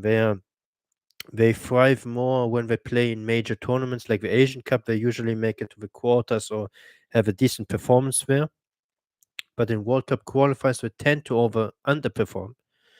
Other than in 2014 when we had Adnan Hamad as the manager, they you tend to underperform. In 2014, they had that under-continental playoff run, lost to Uruguay. I think this time they will come close again, but not close enough. I think for them, round four is where it ends. So now I will now go through the remaining teams who are still in conversation to qualify. I will look at the comments first. Isn't round three draw seeding based on round two results? I don't think so. We don't have any confirmation on that matter, but the chances. It is not like in UEFA. Yeah, I know in UEFA they will base off the draw for the Euros on the qualifying results, but in Asia they don't do that. It will be probably again the FIFA rankings, and that's why I think a site like Thailand will pay for that. It will cost them the low FIFA ranking. No, the teams who are still in the conversation to qualify, I mean, who in conversation that I can pick them, 10 teams are again the big five: Japan, Saudi Arabia, South Korea, Australia, Iran. And the remaining five teams are Qatar, Iraq, Uzbekistan, UAE, and Bahrain. They're still in the conversation. I can pick these teams. Now how I will proceed now is I will, yeah, I will say now, should I pick first the teams who are still qualifying or who will get to round five? I will do now, I will pick now the teams I see qualifying. And then I will say what is my round five matchup, between the ninth and the 10th team. So I have qualifying for the 2026 World Cup. The first team I will call up is Japan. Of course, I have Japan qualifying for the World Cup. It's not any other possible. It's they are for me shoe in to qualify. The team with I have the highest confidence in is Japan. We've got just a deep squad. They will qualify. The second team I will pick to qualify is Saudi Arabia. I think they've got also a very good squad. They've got enough quality, and with a long-term project of becoming a top 20 national team by 2030, they can't any do other than have to qualify for this World Cup. You know, their league is also with all these foreign stars they are attracting. Somehow it will must also pay off for this domestic players because they play now in a league with high quality players, and that will also further down the line improve the Saudi national team. The third team I will pick to qualify is Iran. Yes, I see Iran making it back to the World Cup. We will remain a mainstay at the showpiece event. We made it to the last three World Cups. So this is a record for us. We never had such a long lasting streak. 2014, 2018, 2022. 2018 was without a doubt our best ever World Cup ever. I'm still proud of that performance when we had 4 points. We were until the last kick of match day three. We were in conversation to get out of that group with Spain and Portugal. We have an aging squad. We've got our work cut out, but I still think there's enough young talent in Iran, and uh, we should have enough in Asia to qualify again with the expanded format. So I've picked already Japan, Saudi Arabia, and Iran. The fourth team I'm picking is South Korea, of course, with Song Heung-min and Lee Kang-in and all these guys they have. Jürgen Klinsmann might be not the best manager, you know, but they've got just too much. The squad is just too good. We cannot look past South Korea. They will qualify. Then, as my fifth team, I will pick Australia. I have all big five countries qualifying. I will not go out on a limb and go with a bold prediction that any of these would miss out. Um, Australia, you know, in the last two qualifying cycles, they struggled, but they always pulled through. And now, with the expanded format, for me, there's not much reason to believe that they would not qualify. If this was not this expanded format, they might have been at risk. But with 8.5 spots, I see them fine where will qualify. So I've picked already five teams. That leaves us still with three teams I can pick to qualify directly. The sixth team I'm picking to qualify is Uzbekistan. It's a very logical choice. They were very close to qualify a couple of times already. The last time, yeah, they had a bad campaign in 2022 and they were knocked out early, but they have been resurgent. They have had good youth results, and under Srečko Kantinets, I don't have much doubts. I think they will qualify directly for the World Cup. They are in good form. They gave us Iran a fight, a run for our money at the Qatar Nations Cup recently. Many Uzbek players are getting transfers to Russia, Turkey, and other leagues in Europe. Everything is lining up for Uzbekistan to finally debut at the World Cup, and I'm picking them. And I saw also most people and pundits are picking them. So I definitely agree. If they would miss out on the World Cup, I would be shocked, to be honest. I think among the second tier sides, they have the highest chance to qualify. So I've picked now already six teams to qualify. Seventh team. The seventh team I picked to qualify are the UAE. Under Paulo Bento, I think he is a good hire and he was successful at South Korea, guiding them to the round of 16 at the last World Cup. He has the experience of coaching in Asia, you know. He played with South Korea against the UAE, so he knows already pretty much the UAE. On paper he should know them because he faced them twice in the last World Cup qualifying cycle. So this will facilitate. How do you say? This will make it easier for him to get to learn about his squad, his players. And UAE, they've got still a talented squad. They are in a transition period. That's the little kind of doubt I have. And maybe we don't know whether Ali Maproud, the star striker, will be around for the whole cycle. Um, you know, but maybe he should be still around for the whole cycle. And they have a good, decent league in Asia. Their players play usually in the Asian Champions League at the highest level, and they have been also threatening to break through and to qualify for World Cups before, especially last time out when they lost to Australia in the AFC playoff. And they are my seventh pick to qualify. That leaves us now with one team I can still pick to qualify directly. In the conversation are Qatar, Iraq, and Bahrain. I repeat, Qatar, Iraq, and Bahrain.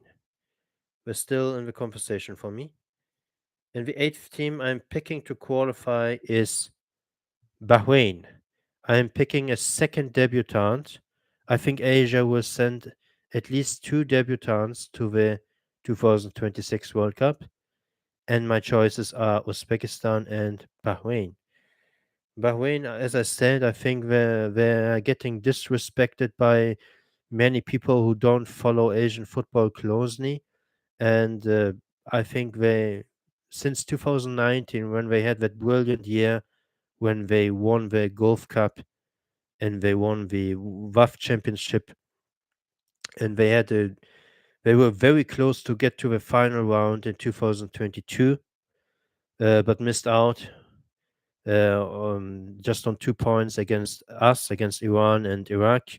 I think this is now the campaign. This is now the time for them to finally break through and make a statement and qualify for the World Cup. At least I'm predicting them to do so.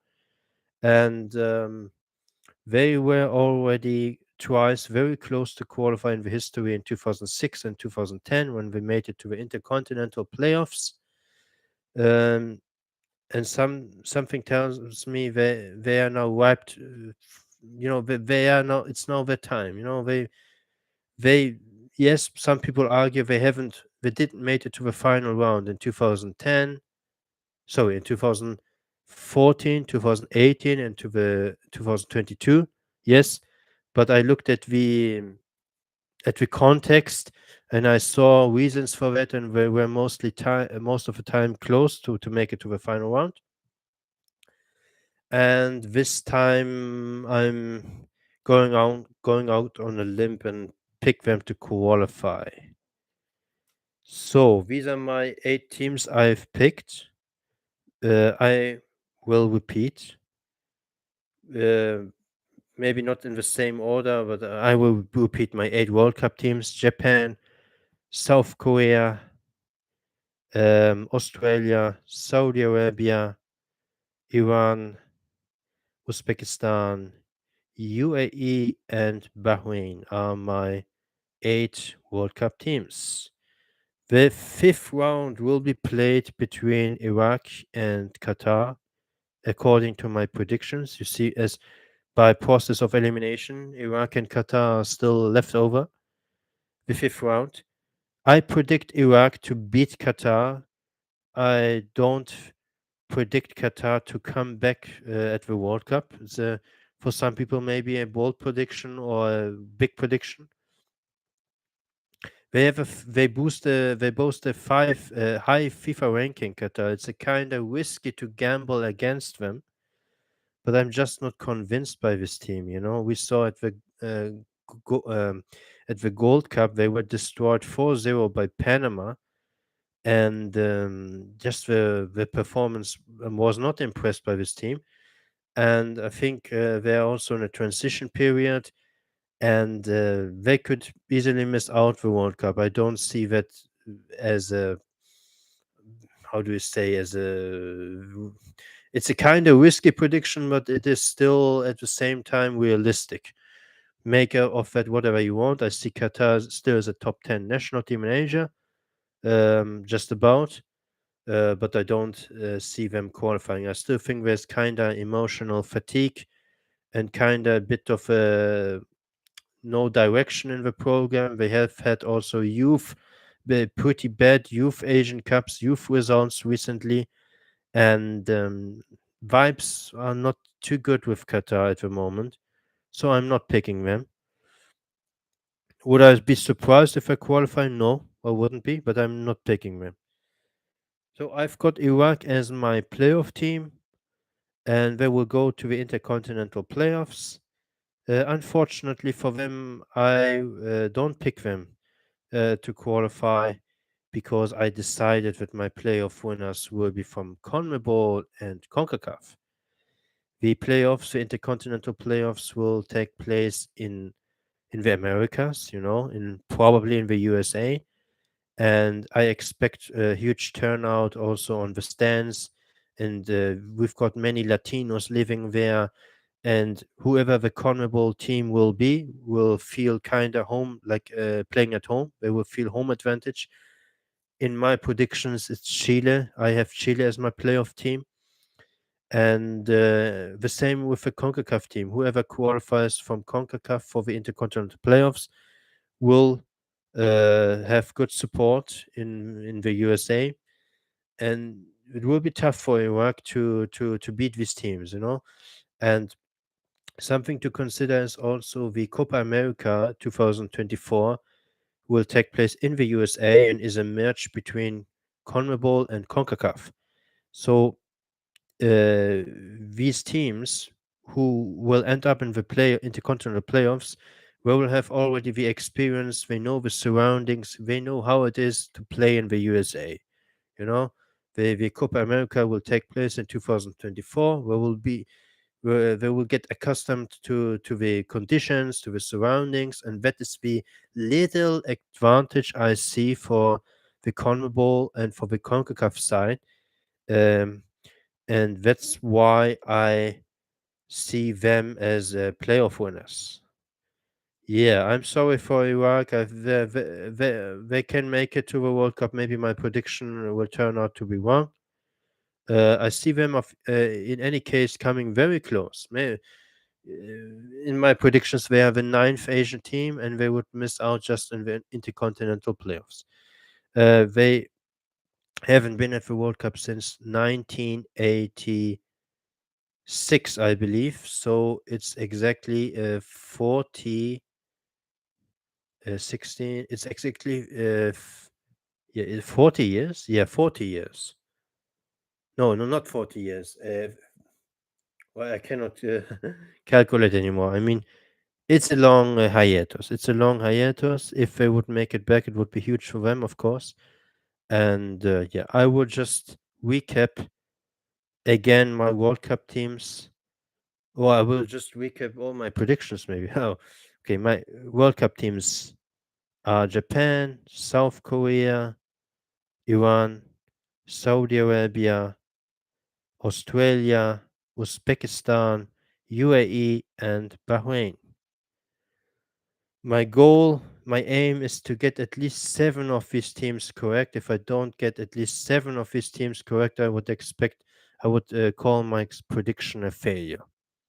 I need to get at least 7 of these teams right. We expect the big five, that should turn out like that. And then I want to get at least 2 of the remaining 3 teams right, at least. And we will see.